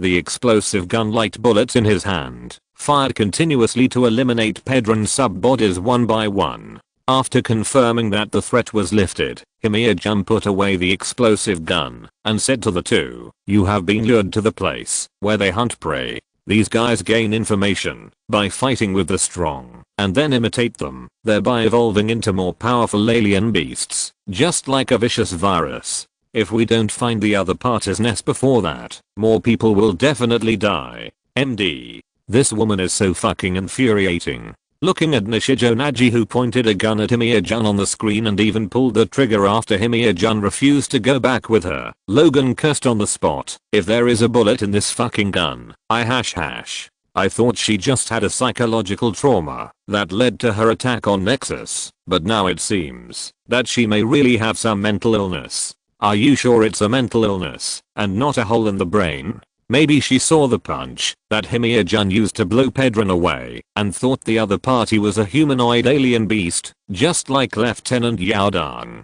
No, with the degree of psychological distortion of this woman, if she really saw it, I'm afraid she would think it was a shot and there would be no room for negotiation." The two did not report the matter of Himiya-jun. The depressed Common walked on the dam for a long time and finally called Lizzie. "Common. It's rare to hear your voice so early in the morning." "Lizzie, that's just that I really want to hear your voice." "What's wrong? Did you encounter something unsatisfactory at work?" "No, I really just want to hear your voice." Now Common can only relieve his inner boredom and anxiety when he hears Lizzie's voice. Common is so happy to meet Lizzie. Yes. Nothing will happen, right? Don't be such a pessimist. One after another, Pedrons are constantly gathering. Although many of their daughters have been destroyed, Pedron has accumulated enough energy to evolve into a combined body. The Night Raid team has also detected this and thinks that it is time to annihilate Pedron's mother body while it is evolving. Operation Staff Officer Yukira Arazawa decided to set the battle site near a tunnel, which was surrounded by mountains and forests, and could minimize the battle losses, expenses. After he finished speaking, Yukira Arazawa disappeared. Guman was stunned when he saw this scene, and Aishihiko explained to Guman, "This is a three-dimensional projection, and the explainer is somewhere else." The explainer? Everyone usually calls him that, and it is said that he also has the superpower of prediction, such as the ability to sense the appearance of alien beasts. Hearing Yukira Arazawa's ability, Guman instantly thought of Himiya-jun who had said something similar. Everyone was making preparations before the battle. In Nishijo Naji's mind, she once again recalled that her parents had been killed by a humanoid alien beast, but just when Nishijo Naji was tortured by psychological shadows, Guman ran over and asked why she didn't report the matter of Himiya-jun. "Because he is a biped. Do you think I didn't report it because I was grateful for being saved by him? The next time I see him, I will kill him with my own hands." Everyone's mood at this moment cannot be described in words, and they can only express their inner feelings through punctuation and emoticons. In the conference room, everyone had a heated discussion about the silver giant that appeared. And outside the tunnel, Himia-jun took out the evolution thruster with a look of kidney deficiency. He was very tired. The continuous battles made his body extremely weak, but facing the appearance of bipeds, he could only keep fighting. The evolution thruster emitted a bright light, like the sound of a beating heart, and the nitrate team also drove the chrome chester gamma towards the tunnel at this moment. When the invisible beta lifted the invisibility and appeared in front of the tunnel, Himia-jun's figure had disappeared, and the nitrate team's operation began. The beta and gamma attacked together, but the attack did not have a good effect on the evolved Pedron. Instead, the evolved Pedron gained the ability to track fireballs. A huge fireball followed the flight trajectory of the beta and finally hit the beta. After a period of shaking, a brand new giant beast appeared in the mountains. Pedron fired the three-sister fireball to force the gamma back, then switched to flight mode and flew towards the sky. The gamma followed closely and shot it down. Faced with Pedron, who switched back to normal mode, Najina, Shijo and Shiri, who wanted to destroy the opponent, also had a conflict because there was a pair of police officers who were investigating the situation nearby. If you attack now, it is easy to accidentally hurt the opponent. But at this moment, a flame bomb came and shot down the gamma directly, and Pedron took the opportunity to switch to aerial flight mode again and fly towards the city. At this moment, Himia-jun was on his way. Gumen saw Pedron flying over and fired a laser attack, but all of them were dodged. Faced with the approaching Pedron, Gumen directly chose to snipe at one of the men, and one blue beam after another was shot at Pedron. The Alpha narrowly avoided the fireballs and passed by them. If it was slower, it might have been hit. I will never let you take another step forward. Pedron was getting closer and closer, and Gumen drove the Alpha almost without retreating. Finally, a beam of light hit Pedron's abdomen, but at this moment, the plane was out of bullets. Gumen was dumbfounded, and Pedron was about to get close to him. Just then, a beam of light shone in the forest. If you're listening to this novel on a channel other than Fanfic World, it means they downloaded and uploaded it without effort. We cordially invite you to visit our channel, Mundo Fanfic Novelos. There you'll find the original version of this story and you can explore many other novels of various genres. We're waiting for you to immerse yourself in a world of incredible novels. Chapter 513, Himia-jun's Pain. A red ball of light descended in front of the Alpha. A silver giant emitting red light held Pedron's head tightly with one hand, and then chopped down Pedron's head with the other hand. Pedron fell down in a spin, like a flatfish being slapped away. Do you know how much damage an Ultraman's big fight can do to an alien beast? No, you don't know, you only care about yourself. Nexus landed right after Pedron, and before landing, he didn't forget to step forward and kick Pedron further away, and then quickly switched forms. Nexus's left fist collided with the Nexus armament on his right arm, and a blue-white ball of light condensed in his hand, and then turned into a set of streamlines that illuminated the sky. The streamlines dispersed in the sky and turned into golden meteors, and then slowly fell like the Emperor's slurry, turning into a golden semicircular cover, covering the chrome chester Alpha that Pedron, himself, and IP Common, who was watching on the side, were riding. Pedron tried to break the barrier with a fireball, but it was useless. Nexus clearly showed a cry of pain. The alien beasts disappeared with the giants. Looking at the two giant beasts that disappeared, Shiri said subconsciously. But in fact, there are no alien beasts that suddenly disappear. It's just that someone is carrying the burden for you. Common fell into a short coma. When he woke up, he had already appeared in a field that looked like the end of the world. Meter field. Nexus is fighting with Pedron recklessly here. Although Pedron has been strengthened by evolution, Nexus has been strengthened more. The beta field also has the ability to debuff all attributes of the enemy. Nexus still has the advantage in attributes. It's hard to say about physical strength. Nexus approaches Pedron closely and tries to twist the retraction of the alien beast with joint skills, but it fails because of the tonnage. Nexus, who failed to hit, was knocked away by Pedron. Then, during the second impact, Pedron succeeded in a sneak attack. The situation turned around, and Nexus fell into a disadvantage. Then Pedron used the tentacles of his arms to wrap around his arms, and the red electric current hit Nexus's body. Seeing this, Nexus's arm flashed coldly, and two yellow sharp arm blades unfolded from his arms. Nexus is armed. After using Nexus's weapon to cut off Pedron's tentacles in order to escape, Nexus once again distanced himself from Pedron and then kicked Pedron hundreds of meters away with a flying kick. Nexus turned his hands and a hurricane appeared out of thin air from the Meter's domain. The Nexus Hurricane. The yellow hurricane tightly controlled Pedron, and Nexus seized this opportunity to overlap his hands, and white electricity flowed between his arms. The layered storm. Pedron was completely decomposed into light particles under the attack of the layered storm, and all of this was seen by Gooman in the audience. When Nexus lifted the Meter's domain, Gooman and the Alpha were also sent back to normal space, but Nexus had disappeared. Gooman could only sigh in his heart that he was saved by the giant again, and more people were saved by the giant. The subspace created by the giants for fighting is the Meter Realm. In the mysterious room, Kira Azeyu said the correct name of the Nexus subspace. On the other side, 3 people in black uniforms came over, and the woman in the lead said to the police, "You didn't see anything." What? The police were about to stop the 3 people from moving forward, but a monster appeared over there. "You didn't see anything, that's the fact." After saying that, the woman took out a device similar to a mobile phone, and a dazzling white light burst out from the screen of the mobile phone. "What is that?" "I don't know." Peter shook his head and guessed, "Is it some kind of hypnosis machine?" "Hypnosis?" "Yes." The woman repeatedly emphasized that they didn't see anything, and then took out the machine and emitted white light. In addition, no one has said anything about seeing the alien beast before.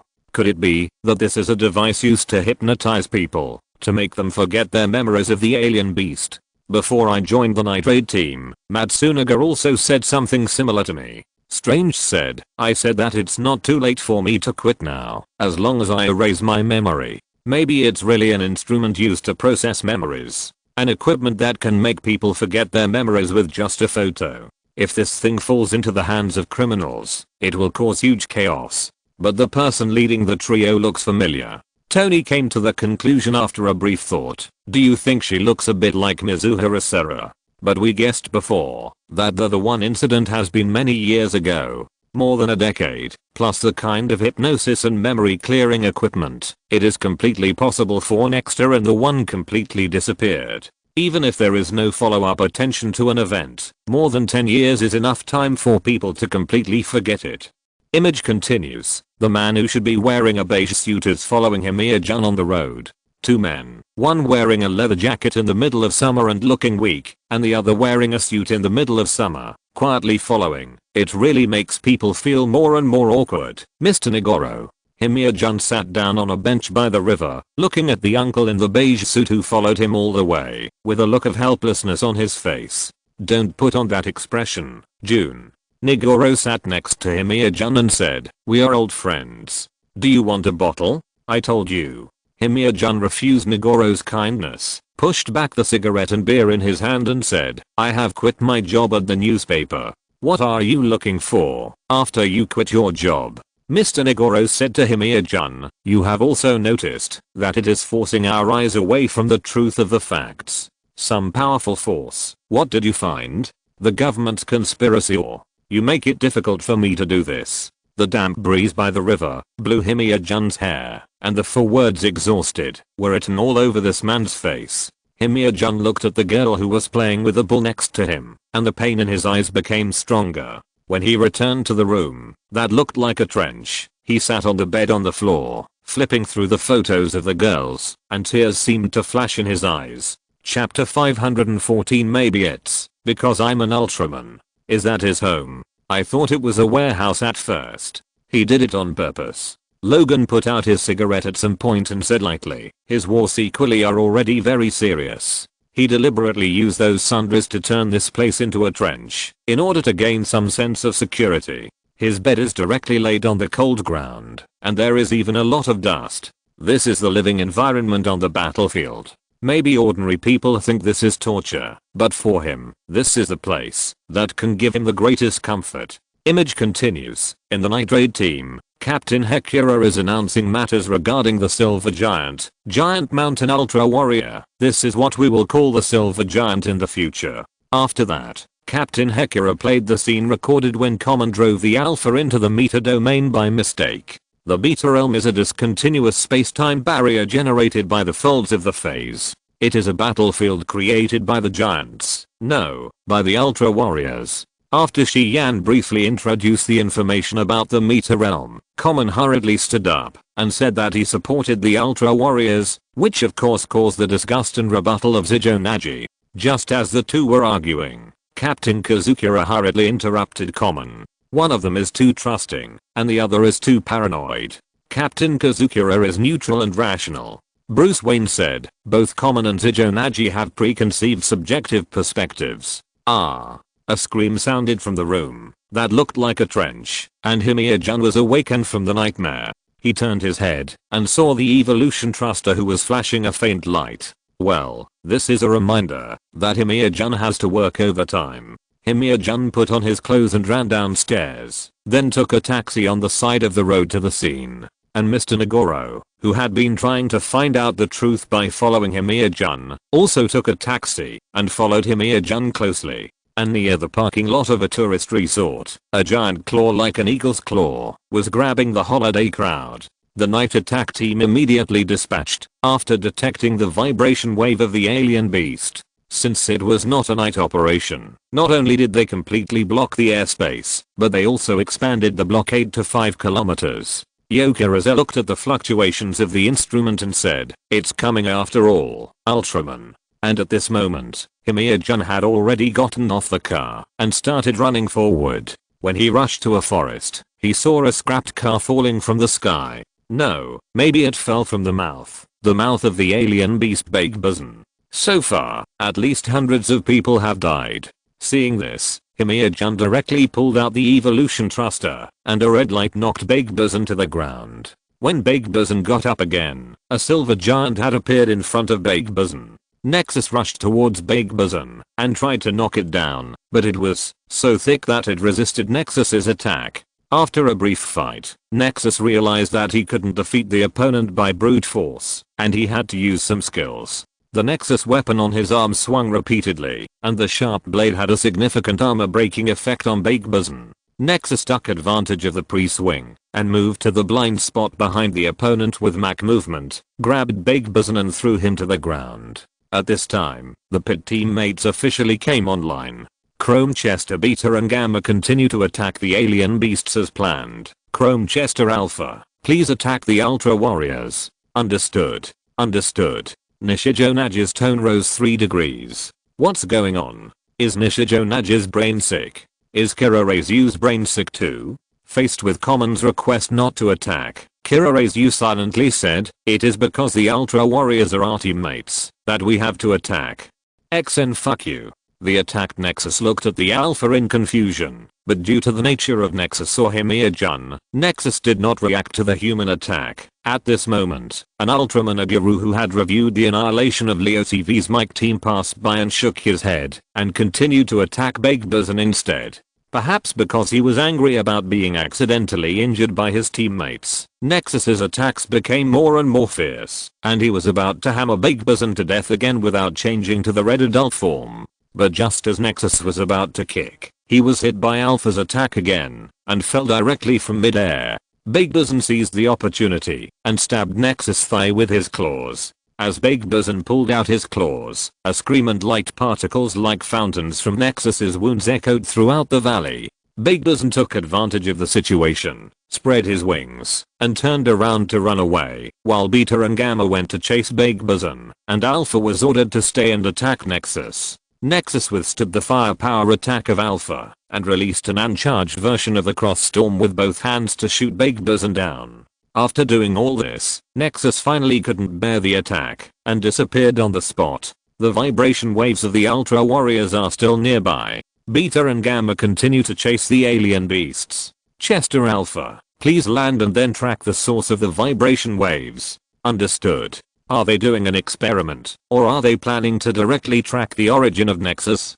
Don't care what they are planning to do. I think these people are all SX. Logan became more and more angry as he thought about it. If it was someone with a bad temper, he would have to team up with the alien beasts to deal with the Night Raid team. I will spell my name backwards. No. Why?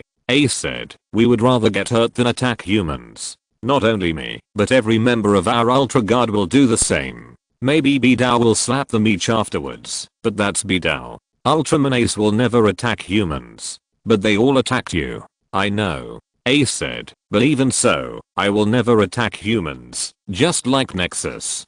But why? Why? Ace looked at everyone and said, maybe it's because I'm an Ultraman. Chapter 515 Return. Most of the people present could not understand what Ace meant, and Ace did not explain too much. Some things cannot be explained clearly in just one or two sentences. But in the ears of those who understand, some things can be explained clearly in just one sentence. Because we are Ultra Warriors. For Peter, he still could not fully understand the meaning of this sentence, but he knew that, if he encountered the same thing as Nexus, he would not take action. He would not force others to do so, but he would do so. Why? Maybe because he also wanted to be an Ultra Warrior. The video continues. Junhimia limped along the dirt road with his bleeding leg. The transformation of the fit is different from that of other human bodies. If other human bodies at least have an Ultraman to help bear most of the damage, then Nexus is the evolved Junhimia. The injuries suffered by Nexus will be completely fed back to Junhimia, and Junhimia, who was injured and limping, could not walk fast at all. It was not long before he was caught up by the tracking Nishijonaji and the other two. When I saw the wound on Himiya-jun's leg that was the same as Nexus's, I understood it instantly. Sure enough, you are the Ultraman.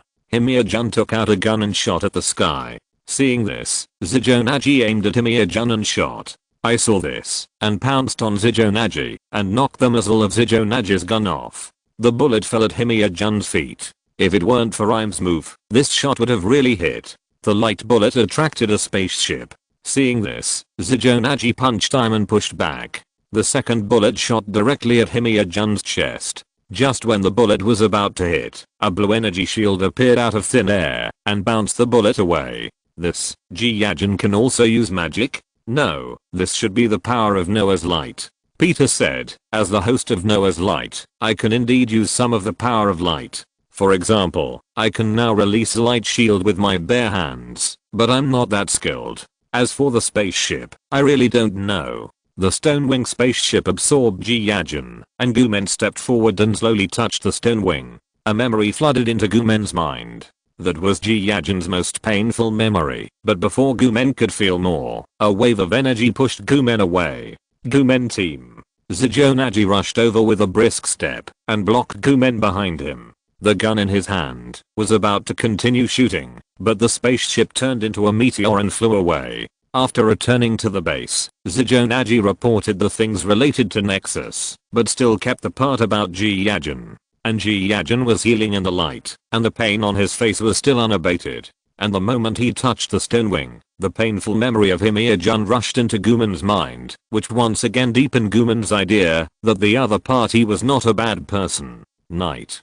Himiya-jun dragged his injured and unhealed legs back to his home that was like a trench, but the experience of a war correspondent and the keen sense of fighting with alien beasts for a long time made Himiya-jun instantly aware of someone coming to his home. He took out the energy blaster and walked in carefully, but found that it was Mr. Genlei who really drank his beer. Seeing that it was not an enemy, Himiya-jun was relieved. You came back so late. I came in by myself. Faced with Genlei's complaints, Himiya-jun limped over and took the information from Genlei's hand and asked back, you stopped being an intelligence reporter and became a thief. On the other side, Gumen found information about Himiya-jun through the intelligence network of the Night Raid team, based on his memory. The photo that won Himiya-jun the award was the source of Himiya-jun's pain. When he came to Himiya-jun's residence, Gumen met a short-haired woman, after finding no such person. The other party was a former colleague of Himiya-jun.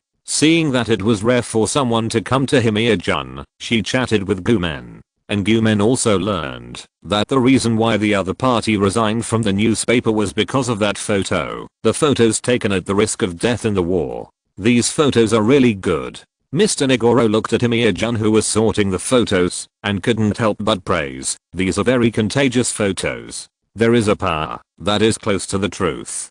Himiya, what are you pursuing after giving up this ability? In a place we can't see, there is a huge power running. It is a smell that even makes me shudder. There is a power with the smell of death. When I started investigating, I saw you there, you who had already quit your job at the newspaper. That's just a coincidence. What coincidence? Nigoro took out a stack of photos and said, I followed you today, but I didn't catch up, but I took this picture. This woman must be manipulating something. Tell me what you are hiding quickly, Himiya. When Himiya was still a newcomer, if I were to describe him in one sentence, he would be a passionate young man. The woman smiled and told the story of Himiya-jun in the past. He had a strong sense of justice and was very ambitious.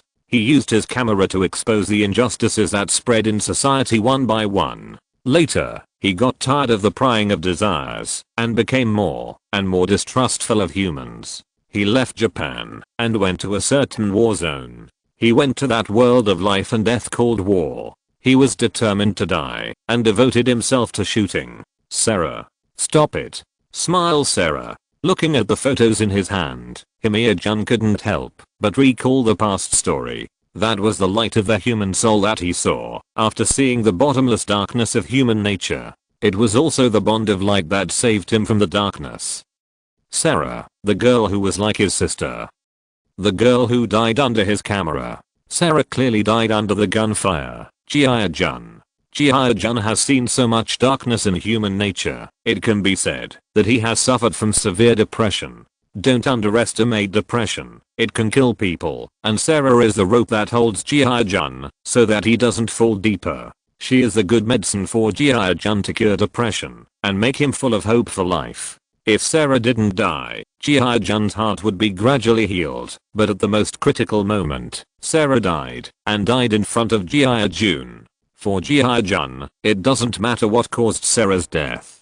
Chapter 516 Forced. Jun-Jia looked at the smile on Sarah's face in the photo and slowly solidified. Good memories can only have a temporary analgesic effect. When the effect of the drug wears off, the pain of recovery will be even stronger. Jun-Jia has always blamed himself and felt guilty. Ironically, this series of photos was praised by the whole world and nominated for a famous foreign competition, which made him more painful. So he quit his job at the newspaper and disappeared from all of us. Gumen was still thinking, but the woman told Gumen about Jun-Jia's dream. She said that Jun-Jia would dream of walking in the dense forest every night, and each time he walked further, until...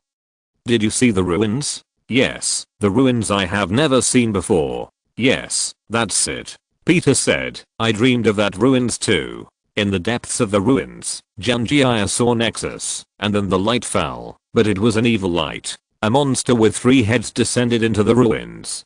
Demon-type alien beast Garbarus. The light lit up from the ruins, and a red ball of light landed on the ground. Ultraman Nexus Red Adult. This time, Nexus was in his prime. After seeing Garbarus, he directly opened the meter field, used the Mach field to move quickly, and then went around behind the opponent to attack. However, Garbarus's eye structure was very special. With a 360-degree all-round view, it directly hit Nexus away. Nexus relied on the Nexus armament to severely injure Garbarus, and then the energy gathered in the energy indicator light on his chest, and a huge golden beam of light hit Garbarus. Corpulse. Gerubarus was repelled in the explosion, and Himiya-jun returned to the jungle with a white dagger in his hand. Am I in a dream or reality?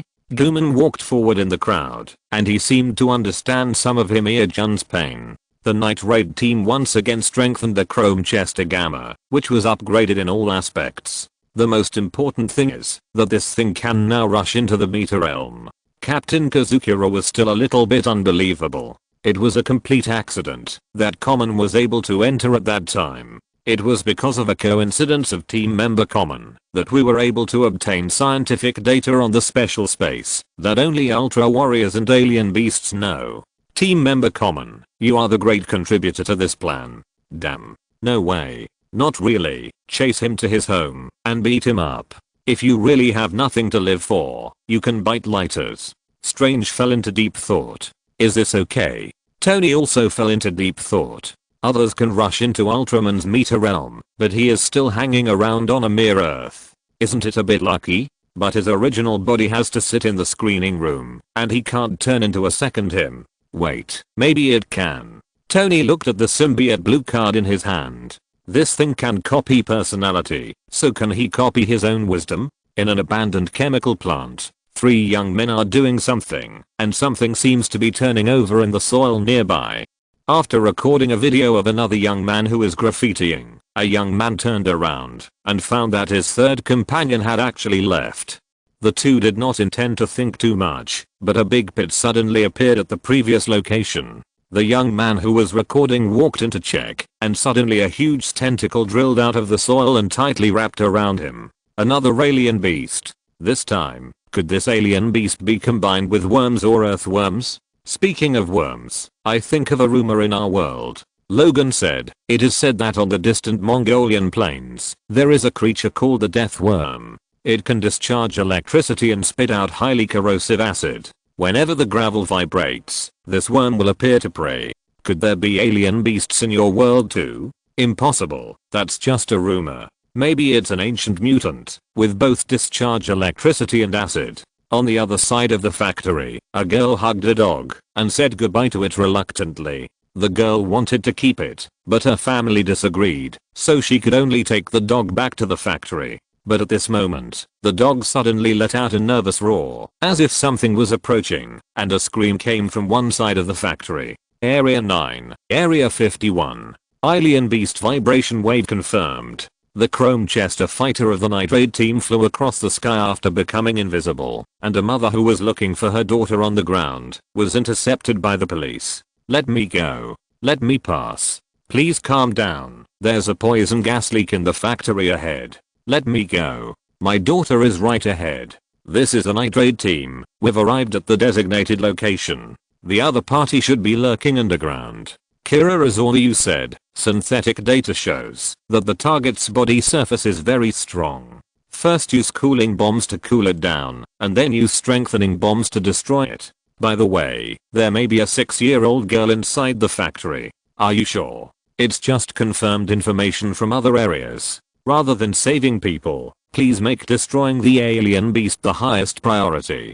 Got it? This guy. Everyone has experienced a lot of ups and downs. If they haven't experienced it, at least they have seen it. They all know that rationally, if the alien beast escapes, the death will not be as simple as the can man. But this kind of combat method that compares human life as cold data is hard for them to accept. It seems that Common still finds it difficult to accept this level of priority. He originally came from the rescue team. A member of the rescue team must have the highest goal of rescuing hostages. Compared with the rational Night Raid team, he will naturally be out of tune. The video continues, and on a barren mountain, a wild fit person, Himir-jun, came late. Himir-jun closed his eyes and sensed, and instantly realized the location of the alien beast and the girl. But just when he was about to transform, a lavender energy wave hit him. What is that? Other alien beasts? Who? A humanoid creature with black pupils, a dark red body with black stripes, similar to the Giant of Light, but with a completely opposite aura, walked out. I am forced. Almost sent the wrong paper again. Chapter 517 Dark Territory. That guy is the mastermind behind this? No, generally speaking, those who come out at this time are minions. This guy is at best a pioneer elite. Forced. Isn't this the one who made a deal with the devil with his soul? The Night Raid team has already started the operation. Captain Kazukira sneaked in from the main gate with 2 veterans, while Naji Nishijo took Common to find the place where the 3 young men had painted graffiti before. The paint is not dry yet. It was painted within 30 minutes. Naji Nishijo found the camera left on the ground and found the last of the 3 young men being dragged into the ground from the camera. The two looked at each other and immediately reported the matter. On the wasteland nearby, Jan Himir was avoiding Forst's pursuit. Purple light bullets were fired from the hands of Dark Forst, and the light bullets exploded on the ground, and Dark Forst teleported from the dust to Jan Himir like a ghost. It's no use for you to run away, because I'm your shadow. Forst's voice is that of a man. Looking at Forst in front of him, Jan Himir asked, shadow? Light and shadow, when you create light, you also create shadows like me. What do you mean? You will understand one day. Indeed, there is an indelible shadow in my heart, but that shadow will not be you. The evolution thruster is unsheathed. Nexus Silver juvenile form. Jan Himir then switched forms without hesitation. The red adult Nexus raised his hand, to summon the Meter Realm, and Dark Force said this. When he saw this, "I won't let you get the upper hand, Diet Dark." A large amount of purple black particles exploded from Faust's body, and the Meter Realm that was expanding from the sky was actually dyed with a dark color at this moment. Just like ink blending into clear water, the Dark Meter Realm appeared. Meter Domain, can it be polluted? Peter was told that this thing was not safe before he experienced opening the Meter Domain. If he was not careful, he would be swallowed by darkness and polluted into the Dark Meter Domain. The Meter Domain has the effect of strengthening oneself and weakening the enemy. In simple terms, it is to buff yourself and debuff the enemy. This time it is directly reversed.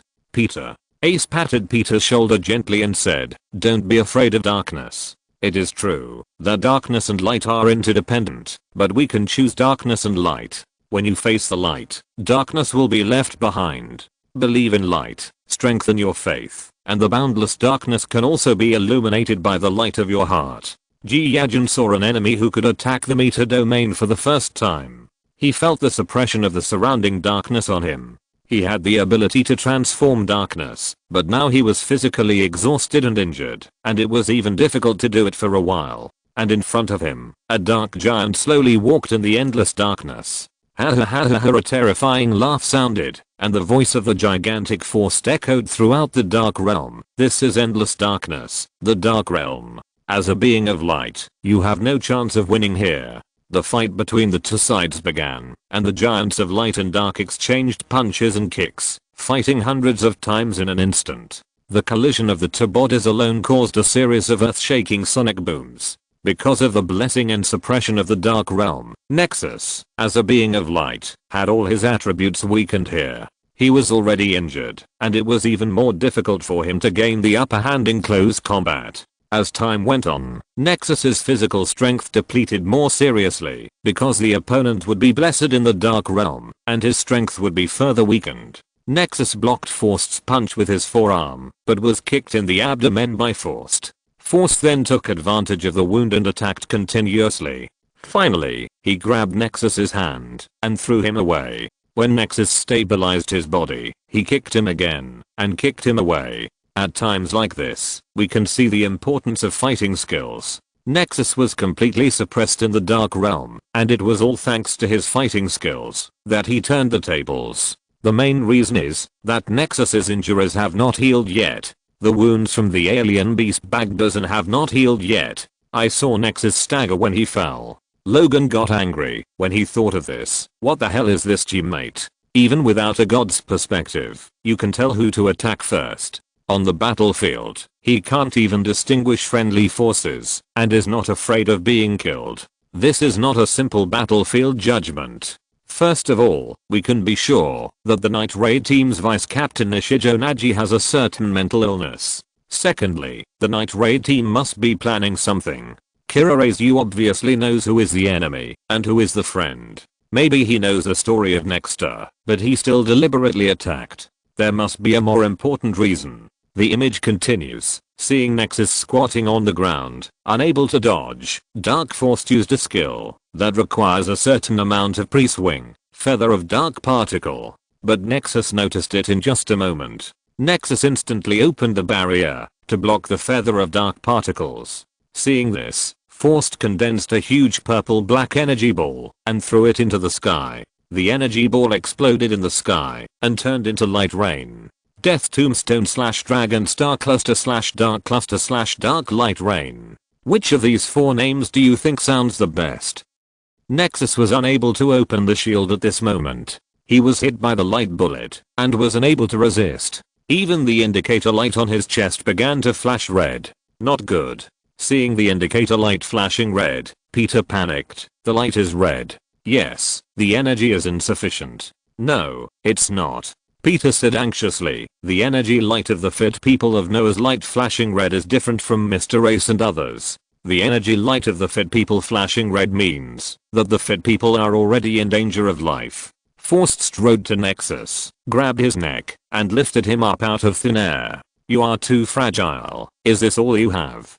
To be honest, you have disappointed me so much. Just perish in this endless darkness.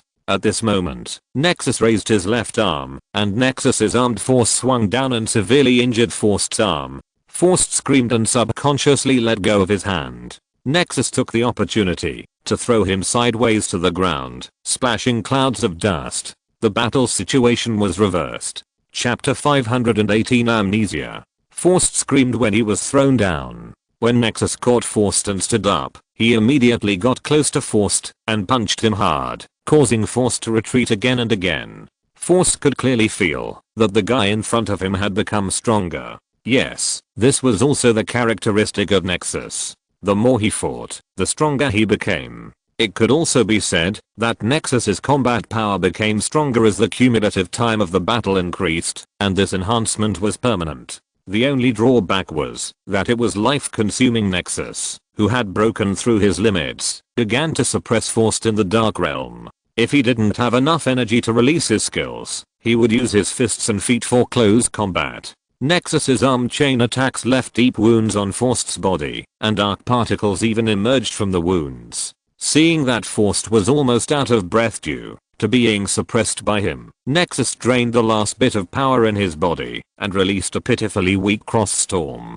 Faust was blown away by the cross storm, struggled to get up, and immediately ran away after a while of talking stubbornly. With Faust's retreat, the dark domain also dissipated. Himir-jun appeared in the original place. This time he did not fly away, not because he did not respect tradition, but because he really had no strength at all. The high-intensity wounded battle made Himir-jun miserable, physically and mentally exhausted. Himir-jun covered a wound casually because there were too many wounds, and he didn't know which one to cover, muttering to himself, "The Dark Giant, Faust, who are you?"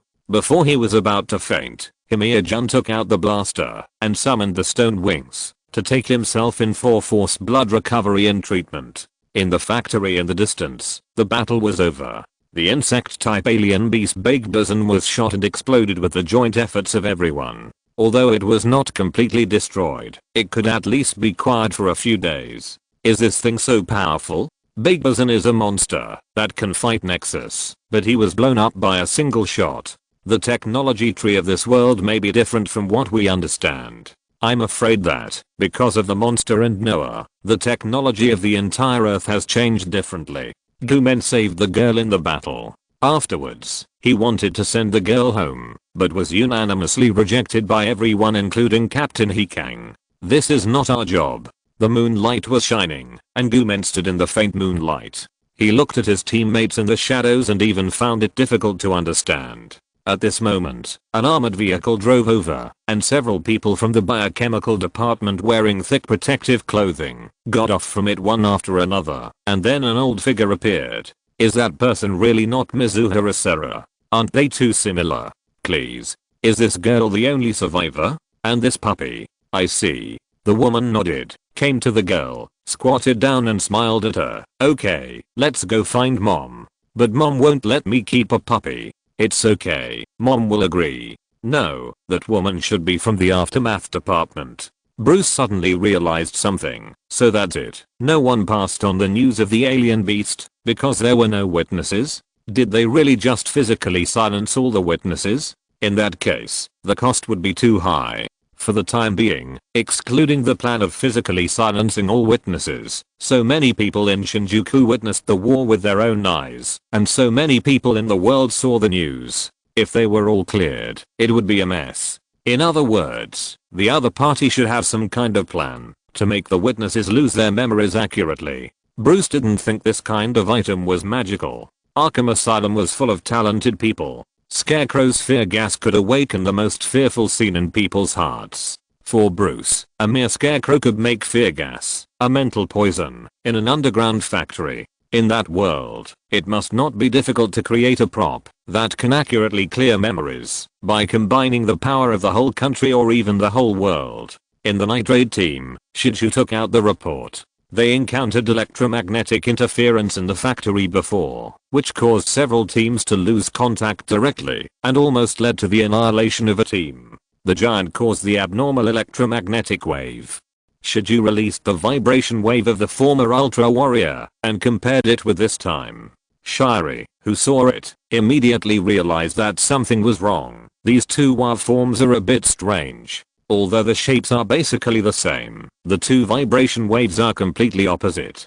On the other side, Common and Seijo, the two engines of the Annihilation, were being interrogated by their superiors because Seijo did not play a commanding role in the communication interruption in yesterday's battle and asked Common, an inexperienced newcomer, to rescue people. This looks good, but in fact, if an operation is not done properly, it will not only put oneself in danger, but may even lead to the annihilation of the entire team. In response to the inquiry of his superior, Common made a lot of verbal attacks to fool the other party. Later, Common wanted to get closer to Nishijo, but after a lot of verbal attacks, his flattery hit the horse's prostate, and the two broke down on the spot. After returning to the room, Common didn't even understand what was wrong with his desire to save people. When he returned to the room and turned on the TV to watch the news, he found that the place where he had been on a mission yesterday was reported to have been leaked as a gas leak.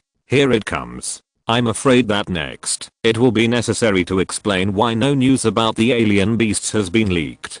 The little girl Rina, who was rescued, has been discharged from the hospital. She was not hurt, and her mother also agreed to her daughter's puppy. Everything is very beautiful. The puppy was named by Common, Jiffeng.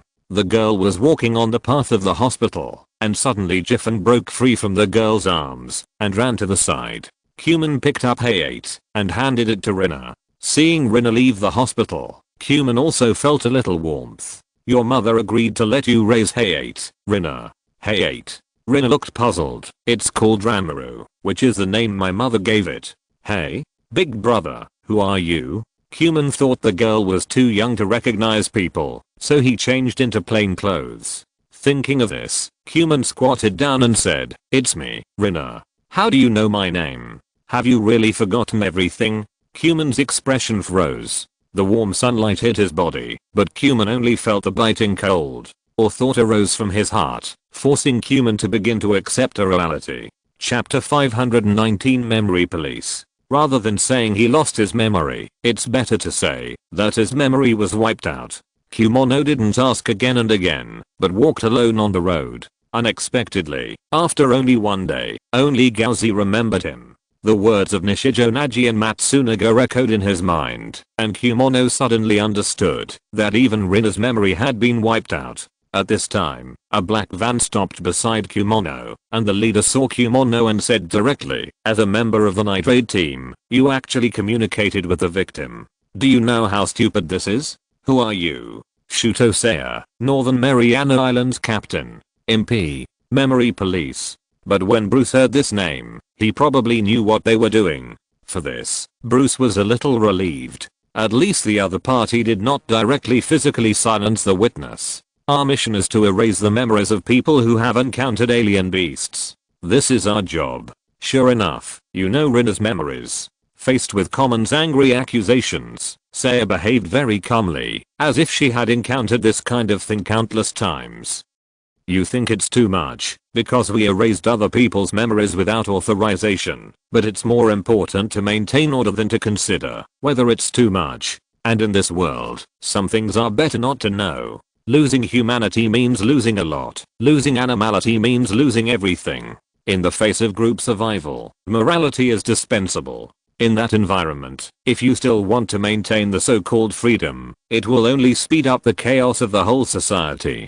Think about it. When you get a man-eating monster lurking around you, it may rush out at any time to eat you, or your family as a snack, and you, as an ordinary person, just want to live well. As a result, one day, just after finishing a day's heavy work, listening to the boss's plus all day, and finally returning home, thinking about the hopes that can make you persist, and then suddenly a monster several tens of meters tall and weighing tens of thousands of tons appears and tramples you into a pulp. For example, you have a happy family, a beautiful wife, lovely children, and parents who raised you. Although the work is tiring, you can continue to work hard when you think of them. But when you get home from work one day, you see that the area around your home is cordoned off. After asking around, you find out that a monster has appeared and eaten all the people in the house. You come here in a daze to claim the body, but in the end you can only get an arm with bites and scratched fingernails. In this case, the order of the whole society will collapse, and humans may not even need monsters to destroy themselves.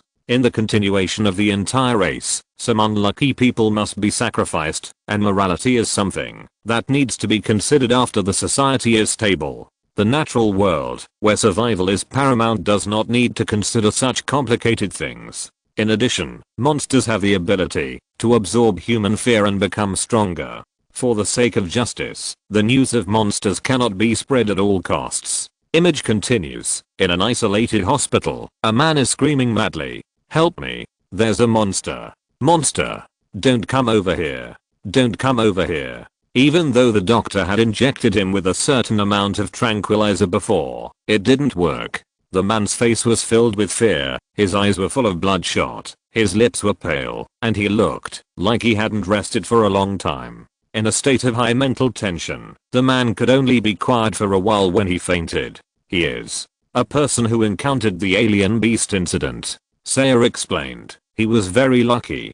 Team B arrived in time. The alien beast's desire to eat was lower than its desire to hunt, so he was able to save his life from the alien beast's predation and became the only survivor among the 32 people. But he was also very unfortunate because in the past few days he had been suffering from the fear brought by the alien beast and couldn't sleep all night. And we are here to end his pain. Looking at the man who had already collapsed mentally, Goomen could no longer say the previous words and could only face it all in silence.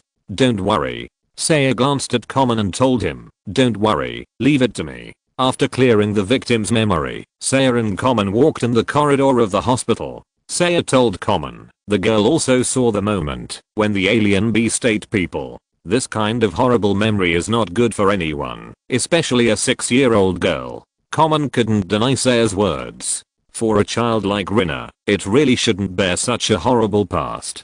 Common still remembers Rina he saw in the hospital. She was lively, innocent, and had a happy smile on her face. This Rina really looks happier. In this world, some things are better not to know, right? You look troubled, Common. Captain Kazuya looked at Common, who returned to the team and was worried, so he came over to enlighten this new member. "Yes, you have been in the night raid team for 2 months, and the time is almost up." Common was a little confused about Captain Kazuya's Riddleman behavior. "You've encountered some things that make you conflicted, right?" Captain Hecken sat next to Goomen with a laptop and told Goomen that almost every team member would encounter this situation at this time, including him. At this time, everyone will have doubts about their work. What is illusory and what is real is becoming increasingly difficult to distinguish, but the more they want to know the answers. Everything about the alien beasts, right? The more I think about it, the more questions I have. So, you don't want me to think about those things? Just complete the mission and don't worry about anything else? Human, those things depend on you. Indeed, it is our responsibility to obey orders and complete the mission, but what is the believable reality? The final decision is still you. To be fair, I don't think there is anything wrong with the memory police's approach. Thanos said, not to mention that for ordinary people who want to live peacefully, erasing those horrible memories is a good thing. Even if it will cause damage to them, or even sacrifice them, it is worth it for the entire race. The alien beasts rely on fear to become stronger, and preying on humans is just a means of producing fear. In this case, for the sake of stability, they can even directly clean up those witnesses within a certain range. If you're listening to this novel on a channel other than Fanfic World, it means they downloaded and uploaded it without effort. We cordially invite you to visit our channel, Mundo Fanfic Novelos. There you'll find the original version of this story and you can explore many other novels of various genres. We're waiting for you to immerse yourself in a world of incredible novels. Chapter 520, Goomen and Lizzie's first meeting. What Thanos said cannot be said to be unreasonable, because in that environment, erasing memory is the best choice for both public and private. It's good to be without fear, but Peter wanted to say something, but considering that not everyone is a superhero, and more people are just ordinary people, he still didn't say the rest of the sentence. Fear breeds not all darkness. The video continues. The wind is blowing. Gooman sat on a bench in the zoo. His face was sad, and at this time a strong wind blew, blowing several pieces of drawing paper to Gooman. Gooman looked at the family portraits of animals on the screen, and hadn't reacted yet, while a girl in white long sleeves and short hair was chasing these paintings.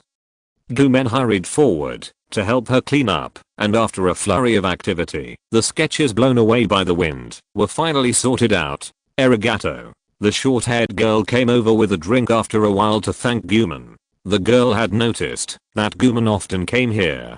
The girl was a college student in the art department and was preparing for her graduation project. She often came here. She had seen Gooman sitting on the bench here in a day several times. You don't always come here to see animals, do you? Yeah, when I'm in a bad mood, I come here unconsciously. This afternoon, the two chatted here for a long time. Gooman was distressed because of his work, and at this time, the girl walked into his heart and enlightened him. She said that the reason why Gooman came here was because the zoo was full of people's happiness, and Gooman joined the rescue work because he wanted to see the happy smiles of humans. Note 1. Whenever he thought of his first meeting with Lizzie, Gooman couldn't help but smile, and this smile didn't need to be restrained, because it was a happy smile. Kimono-kun. Lizzie ran towards her lover wearing a white fisherman's hat. The white fisherman's hat on her head was blown away by the wind. Gooman picked up the hat with a quick step. Seeing Gooman pick up the hat, Lizzie walked in front of Gooman and lowered her head. Sure enough, the next second Gooman gently put the hat on Lizzie. When we first met, it was also very windy. First meeting? Lizzie hesitated for a moment. When Gooman asked her if she had forgotten this sentence, Lizzie said no. How could she evade it? The two spent a very pleasant afternoon. Gooman's inner monologue sounded, "Thank you, Lizzie, because you gave me the courage to move forward. Will Gwen be my Lizzie?" Seeing the happy and sweet two, Peter couldn't help but think of Gwen. I don't know why, but Peter felt extremely uneasy at this moment. That feeling was like Peter took a deep breath. It was the smell of a knife. "You are going to use a knife again!" Exclamation mark. The video continues. Woo. Great. Next one. The employees of two factories are dumping industrial waste near a deserted mountain. There is a man wearing a headscarf in the small truck carrying the goods. The man sitting in the car curses, "You two bastards, keep your voice down. If we are discovered, we will be finished." At this time, the vehicle suddenly shook, and then there was no sound. The headscarf man was puzzled, and then he got off the car to check and saw that a large amount of thick yellow smoke was emitted from the back of the vehicle. The yellow smoke instantly swept the headscarf man. Area number 5, coordinate 504. Alien beast vibration wave, move immediately. Gooman, come to my house and sit down. Looking at Gooman getting on the car, Lizzie suddenly said this. Huh? Gooman was stunned by Lizzie's words. "Didn't you say you wanted to see my family?" Lizzie smiled and said, "It just so happens that they are all at home today. Is that okay? We haven't seen each other much recently." Yeah. Gooman had just pulled Lizzie's hand when the emergency dispatch order of the night raid team arrived. Although he was reluctant, Gooman still chose to go to rescue people. Looking at Lizzie's leaving back, Gooman only felt a burst of sadness and loss. Lizzie. Lizzie heard Gooman suddenly call her and thought that Gooman had changed his mind, but when she turned around, she saw Gooman suddenly running towards her and throwing herself to the ground. A window frame with glass fell from the sky and almost hit Lizzie. Fortunately, Gooman pushed Lizzie away in time. It hurts. Although she avoided the falling objects from high altitude, Lizzie's leg was still cut. Seeing this, Gooman quickly took out a handkerchief to bandage Lizzie. His skillful movements proved Gooman's accomplishment. Gooman wanted to send Lizzie to the hospital, but was rejected by Lizzie. She was still urging Gooman to go to work. Gooman only left a sentence, "I will visit your family another day," and got in the car and left. Lizzie stood there and watched Gooman leave, but a strange light suddenly flashed in her eyes. "Why do I have a bad feeling? I always feel that something is going to happen to them. Don't be a jinx." At this moment, Peter's mind suddenly popped up an inexplicable sentence. "After this battle, I will go home and get married." At this moment, Ahimiya-jun is on the way to the scene of the crime. Looking at the wreckage on the ground, Himiya-jun distinguished the other party's ability. Is it a strange beast that can carbonize humans? Himiya-jun turned around and aimed the energy burst gun at the air and fired a shot. The energy light bullet was blocked by an invisible big hand. As the energy burst bomb hit, a huge figure also lifted the invisibility and appeared in front of Himiya-jun.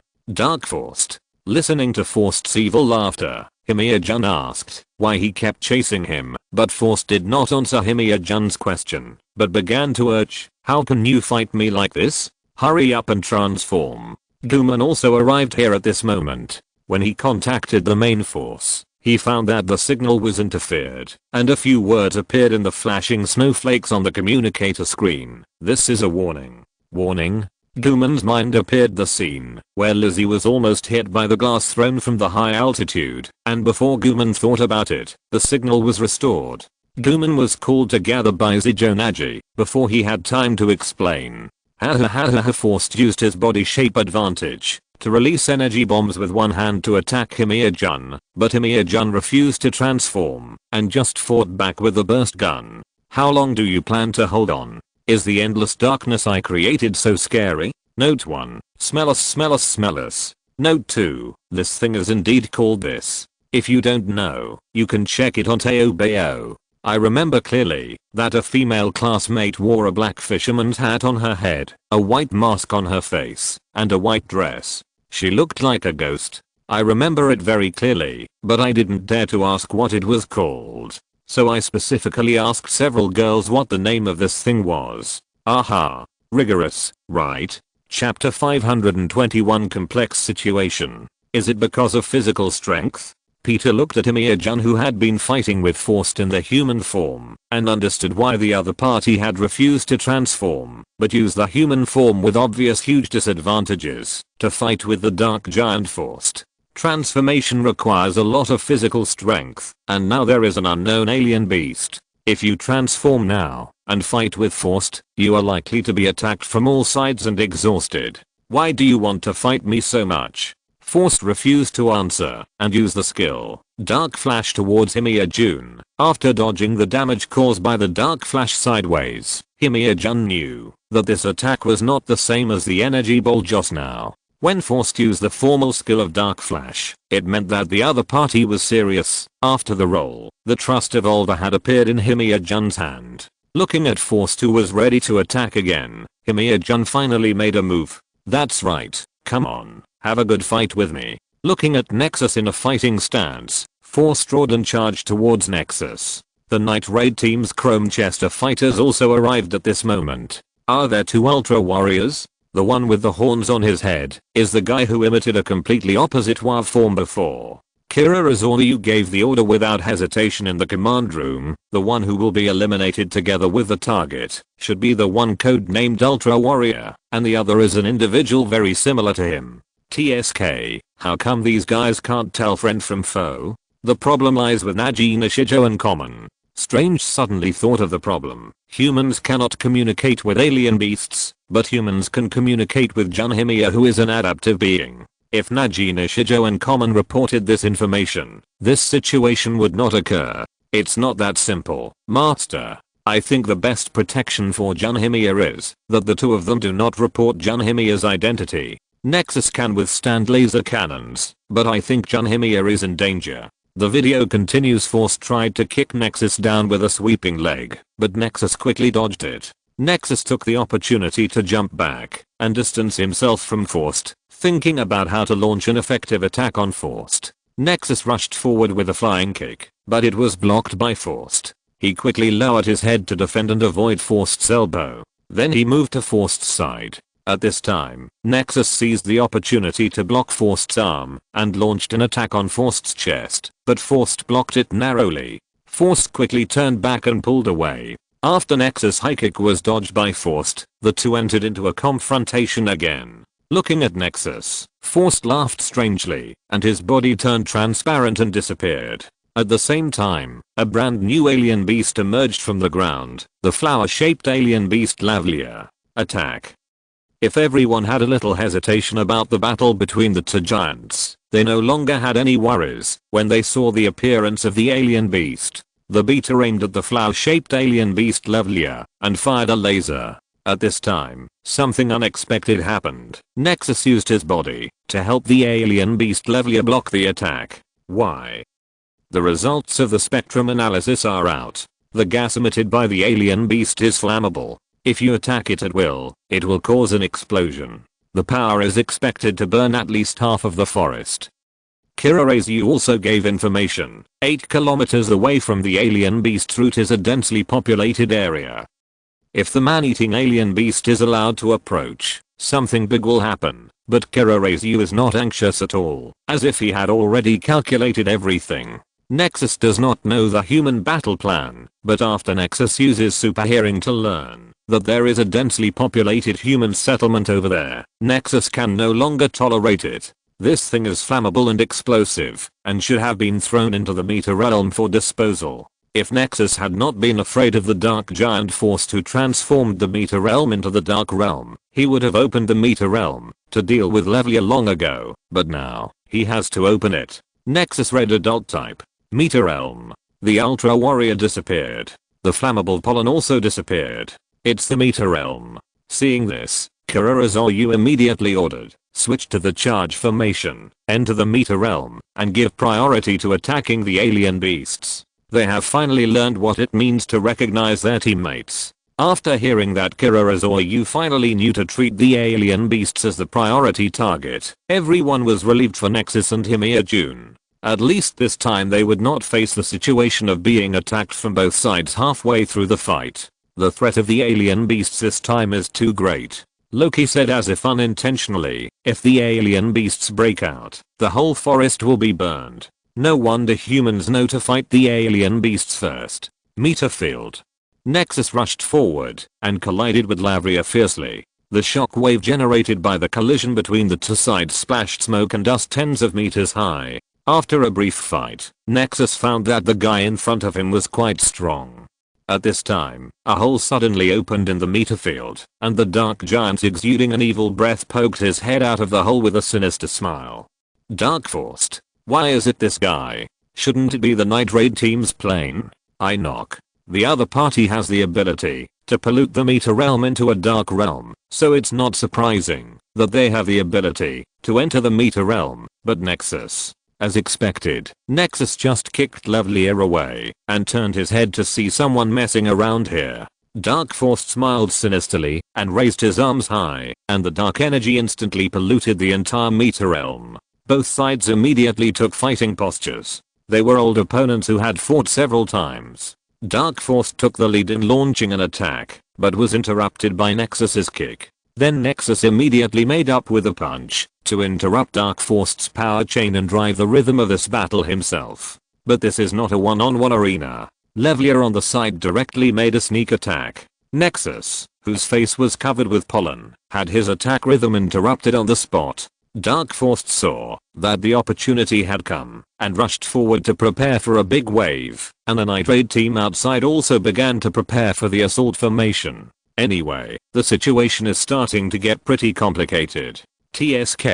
Ace shook his head as he watched from the sidelines, thinking that if Brother Jack was here, they would definitely win this battle. Chapter 522, the special effects studio begins to shift to the suspense studio. The planes of the Night Raid team switched formations, merged into a charge formation, and prepared to enter the Meta Realm. No, it should be the Dark Realm now. In the Dark Realm, Nexus, who was attacked by surprise, half crouched on the ground and raised his hand to hit Dark Force with a crescent blade, but many times speed and strength cannot be achieved at the same time. The instant crescent blade was hit by Dark Force and hit the edge of the Dark Realm and flew out directly. Perhaps the crescent blade could not cause any damage to Dark Force who was on guard, but it was fatal to ordinary people. For example, the Chrome Chester fighter plane that was in the process of merging was lightly swept by the crescent blade. Even if it was just a grinding touch, it was enough to cause chaos in the Chrome Chester formation, and the fusion that was about to be completed also collapsed. And the Chrome Chester Alpha that Common and Nagi Seijo were riding on fell directly to the ground. If Common had not driven properly, it would have been an ultra crash at this moment. There is no Ultraman to save the situation here. In the Dark Realm, Nexus once again fought with Darkforce. Although he had the advantage of terrain, Darkforce still did not dare to be careless. Nexus not only had higher attributes than himself, but also had a setting that he could become stronger as long as he Krypton life. Darkforce kicked Nexus away, and a dark flash hit the landing point of Nexus. Nexus quickly rolled over and connected with the feather of particles. The light on his chest began to flash red.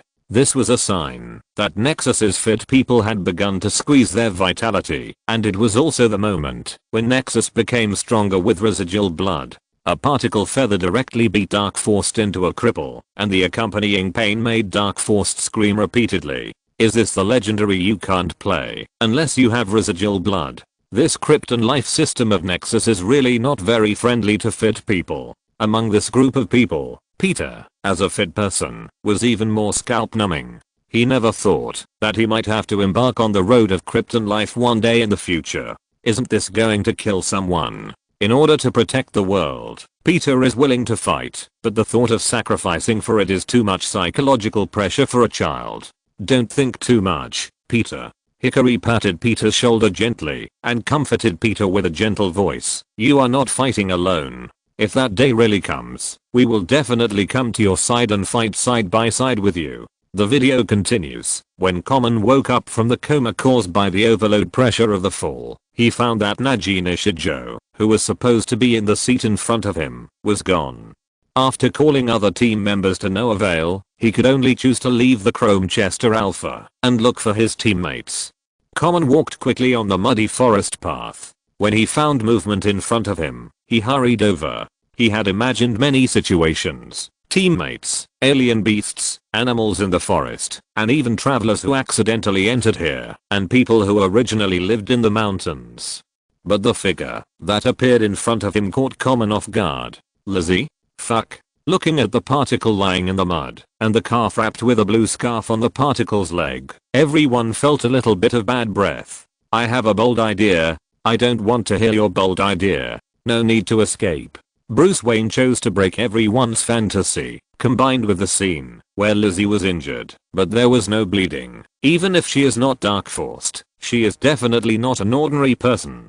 Peter had a bitter face. Just now he hoped that he and Gwen could be like Common and Lizzie, but it didn't take long for the knife to stab him.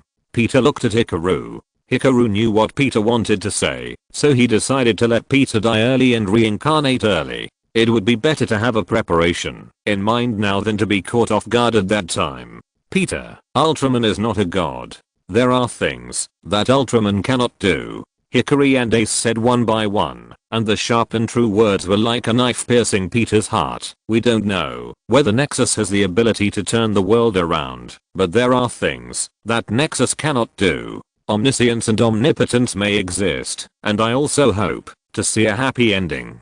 But you have to be mentally prepared. No one can guarantee what will happen next. Not only this story, but also yourself. The captain once commented on me that as a warrior, my inner emotions are too delicate. The more delicate the emotions, the purer the light, the easier it is to be polluted. You are not a god, and neither am I. We all have things we can't do. Ace can only watch Nanzizi leave, and I also witnessed the destruction of Abba with my own eyes. We all see your kindness, and I can see the light in your heart. Do your best, and don't lose your sense of proportion, no matter what happens. We will always stand by your side. Video continues. Lizzie frowned. Her light blue shirt and white skirt were stained by muddy water, just like a piece of white paper dripped with ink, which was an eyesore. I don't know if her wet hair was wet by sweat or muddy water. Gooman held Lizzie and subconsciously kept calling Lizzie's name. He couldn't understand what was happening in front of him at all. Lizzie, why did you appear in this place? Exclamation mark. Lizzie's pale face revealed a hint of black, as if there was a dark air of death and decay moving under Lizzie's skin.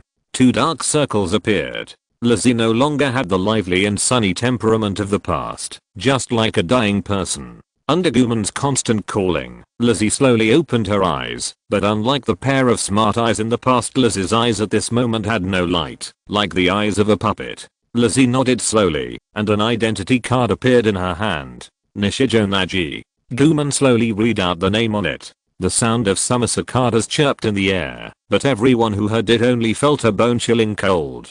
That's a nameplate, commonly known as a dog tag, used to identify bloody bodies on the battlefield. Logan said, "This thing will only stay with its owner and be carried by the owner." What's going on? I guess the mastermind behind Lizzie is probably lurking in the Night Raid team. He might want to sabotage the Night Raid team and alienate the entire Night Raid team. Chapter 523, 10 hours of fierce fighting. Why is there someone else in the mission area? Najina Shijo arrived at this moment. She was just confused when she saw the girl in Common's arms, but when Common handed her the nameplate of Nishijo Naji's mood suddenly changed, and she hurriedly asked Lizzie about the origin of her nameplate. Como wanted to calm Nishijo Naji down, because he was worried about his girlfriend, but was knocked to the ground by Nishijo Naji with a punch. "You've seen Mizuroki, right? Mizuroki?" From what Nishijo Naji said, this nameplate should have originally been in the hands of a person named Mizuroki. Bruce Wayne reasoned briefly and suddenly thought of a detail. The Night Raid team was originally supposed to be a group of 5. The Night Raid team has a total of 5 assault cabins. Logically speaking, their full crew should be 5 people. And Common, the new member who was added later, filled the 5th person. I didn't think much about it before, but now I think about it, the Night Raid team has been fighting the alien beasts for a long time. How could they not be able to get 5 people together in such a long time? Even with the R7 factor, it wouldn't be like this. And the Night Raid team has strict tactics. It can be seen that they are configured according to 5-man teams. When they go into battle, the 3 to camps, and Common fills the position of Nishijo Naji and 1 person. That person must be related to Mizuroki. A set of jumping analysis confused many people, but some people understood. You mean, Goroki is very likely Common's predecessor, and has a special relationship with Seijo Naji. Most importantly, Goroki is very likely the mastermind behind the betrayal, the Dark Giant, that appeared in Seijo Naji's memories. Logan was puzzled. How did you infer so much information? Some little knowledge of psychology. The video continues. After the battle, Himiya-jun walked on the mountain forest path with scars all over his body. When he saw a stream, he didn't care whether it was clean or had parasites, so he walked over and scooped up the stream water to wash his face. Himiya-jun raised his head, his eyes full of confusion.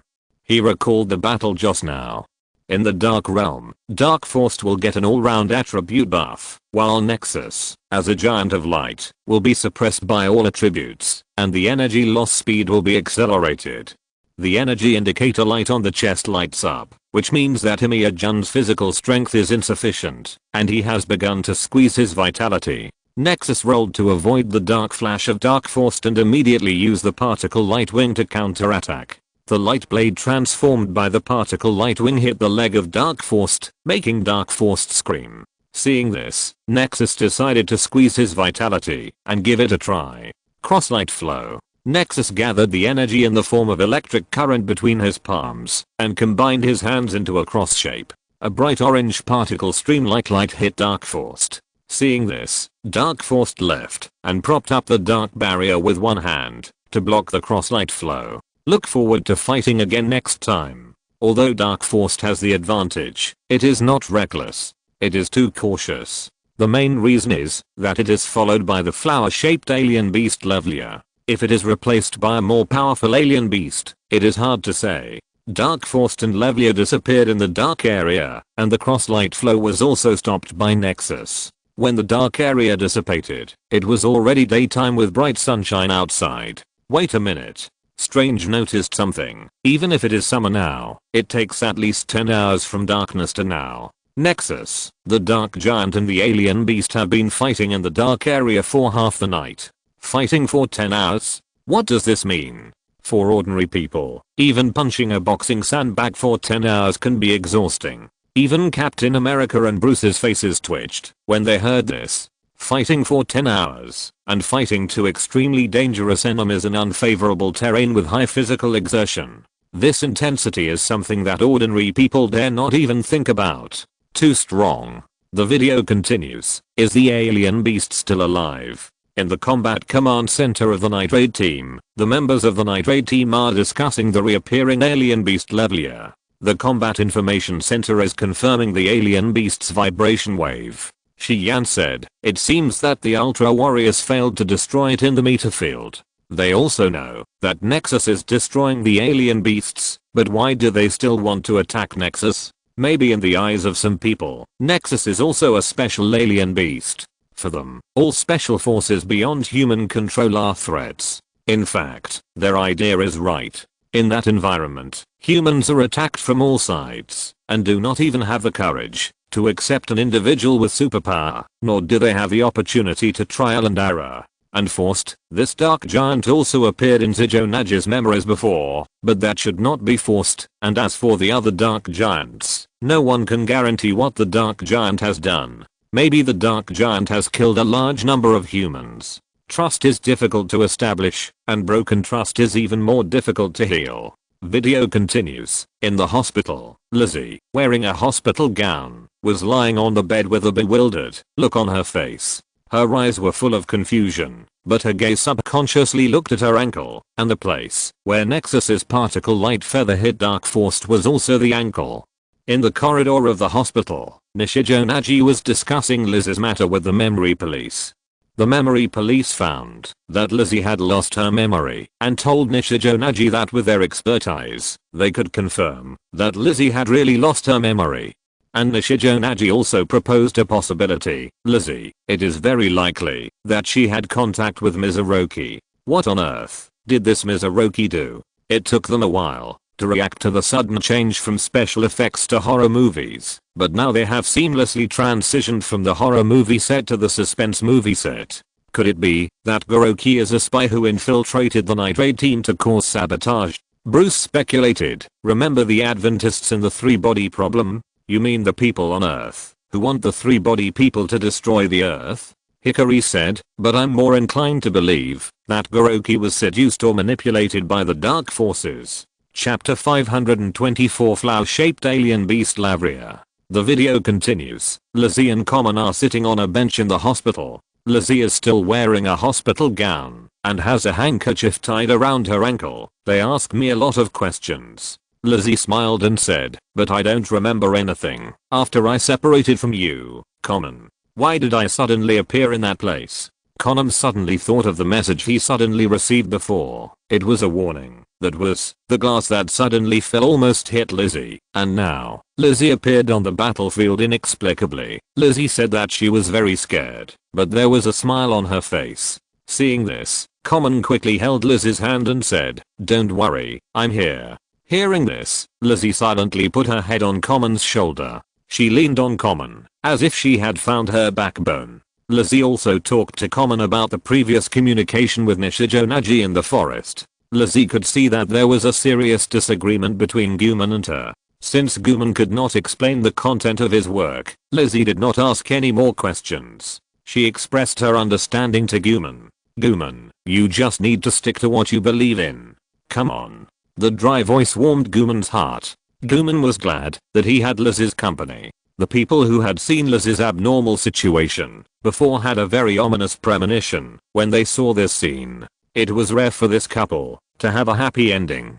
If the alien beast is successfully eliminated, the pollen in the alien beast will definitely spread. Shi Yang pointed out the biggest problem in eliminating the flower-shaped alien beast Lavlia at the meeting. That is, the pollen in the other party's body is highly flammable. If it spreads, it will cause great damage even in the mountains and forests. The bodies of the previous victims were projected on the screen. Those charred bodies were the best proof. If it was really forcibly eliminated, there would be corpses everywhere nearby. Finally, they decided to use Nexus's meter field to eliminate it. Sure enough, on the issue of Ultra Warriors, Najina Shijo and Common had a huge conflict, and the only thing missing was a physical fight between the two. Fortunately, as the most rational one, the captain resolved the conflict between the two in a brand new way. Okay, Najina Shijo will lead the fusion, and Common will be the attacker. This will prevent Najina Shijo from being too paranoid and stubborn, and causing the failure of the operation. Why not recruit a few more players? It was mentioned before that they have a B team, probably to prevent unexpected situations when Common and the others attack, and the R7 factor is also a very critical information. The R7 factor is also a key to their selection of players. With the reappearance of Levlia, the Chrome Chester fighter group also took off to fight, and a wild Himia-jun had already appeared near the battlefield in advance. He looked at Levlia and knew that Dark Force would definitely appear, but Himia-jun still went to fight regardless of the danger to his life. After Nexus appeared, he quickly switched to the red adult form and then opened the Meter Realm. The whole process was completed in one go, and the Nitrate team combined fighters under the command of Naji Nishijo and switched to the Assault type Chester. The three fighters combined again. Without any unexpected disruptions, the successfully combined Chester began to rush into the Meter Realm. With a burst of strong light, the Chester fighter disappeared in mid-air, as if it had drilled into a hole. Looking at the barren land and the rocks flashing with blue light, Naji Nishijo, who entered here for the first time, couldn't help but said, "This is the Meter Realm." On the other side of the battlefield, Nexus had fought with Levlia for several rounds. "You are really brave, dragging your wounded body to fight." Dark Force appeared in a puff of smoke and quickly polluted the Meter Realm into a dark realm. Shi-Yan, who was on the Chester fighter, said, "The Dark Ultra Warrior modified the phase of the Meter Realm. Let me explain briefly. If the fold of the Meter Realm is positive, then now it is negative. The Dark Ultra Warrior reversed the positive and negative signs and switched to a space that is beneficial to him. It is not advisable to stay here for long. Attack." Yes. Gumen immediately prepared to launch the spider missile to give Levlia a big shot, but when Gumen pressed the launch button, the button failed. The second drum joint on the right is abnormally high and cannot be cooled.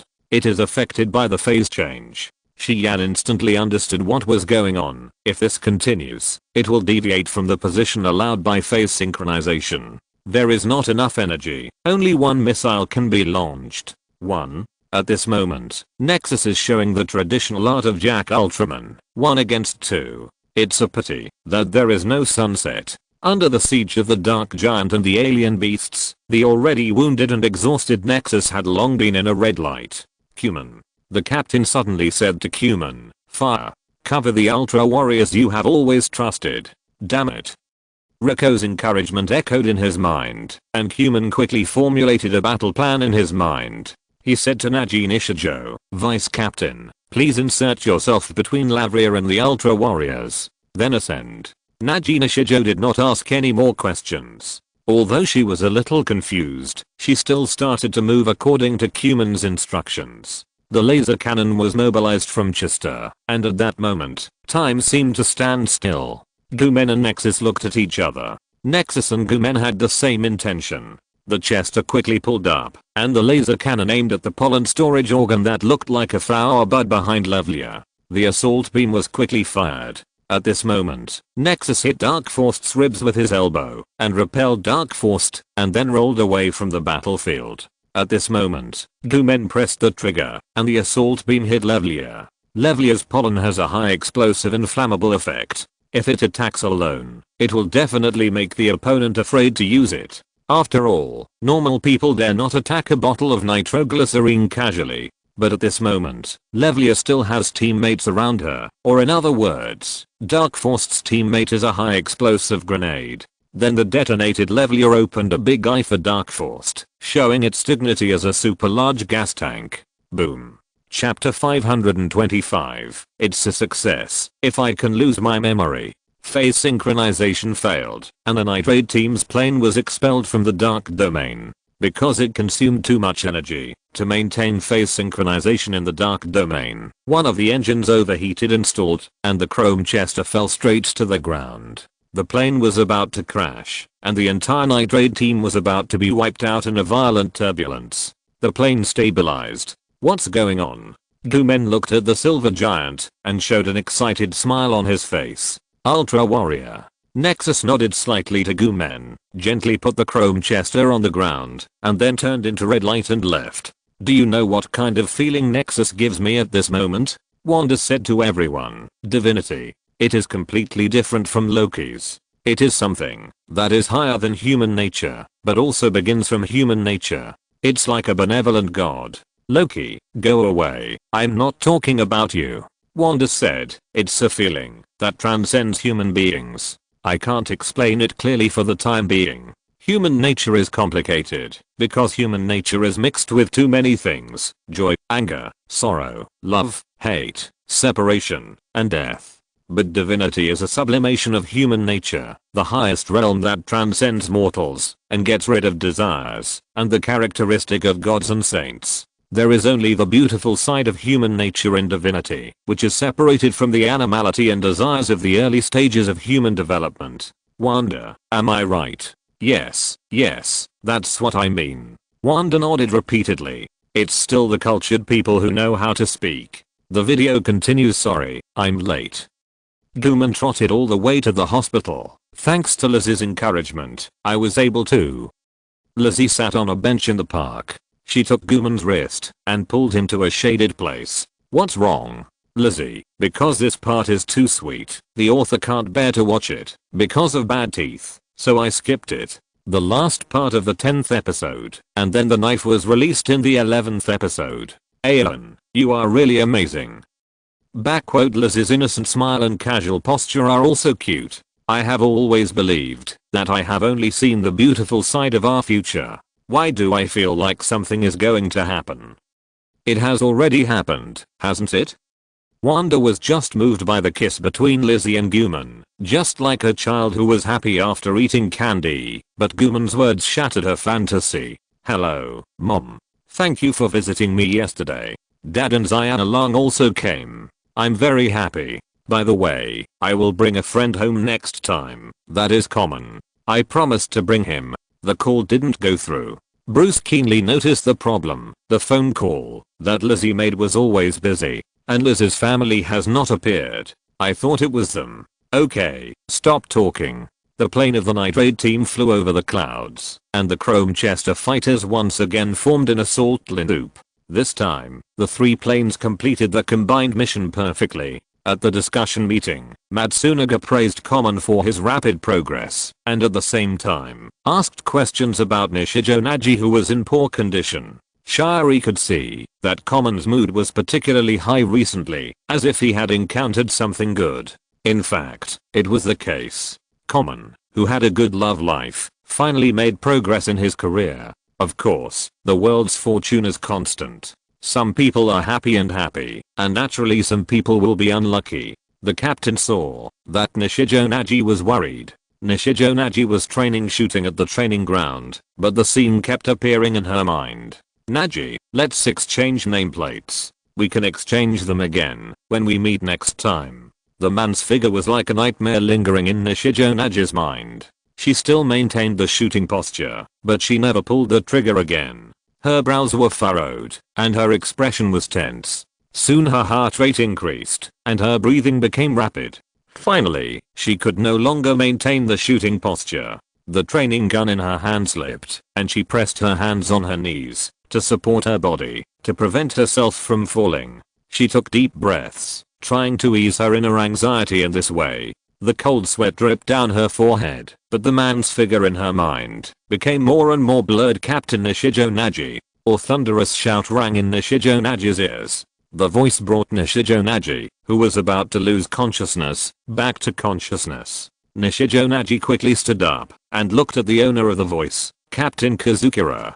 Captain Goroji, how will that man appear in front of us? Faced with Captain Kazukira's straightforward words, Nishijonaji said without hesitation, it doesn't matter what form he appears in. When the time comes, I will only use the most appropriate method. Is that so? We must conscientiously carry out the tasks assigned by our superiors. This is the reality we have to believe in. Do you know? In the Battle of Changsha, only those who trust their lives can exchange nameplates with each other. Captain America said, nameplates are used to identify identities. Fortunately, even when the body is blown beyond recognition by artillery fire, it is still possible to recognize who the body belongs to. In this case, the importance of nameplates is self-evident. The relationship between that man Goroji and Nishijonaji may be more than that. I guess they may be lovers. Of course, this is just a guess. And at this time, Common, who was immersed in happiness, received a message. Just like the warning last time, the same method, the same text. This time the message is, you will lose something important. Important. Something. Time flashed in Liz's ward, and at this moment, Lizzie slowly stood up to check the situation, but heard a man's voice. You are just a puppet.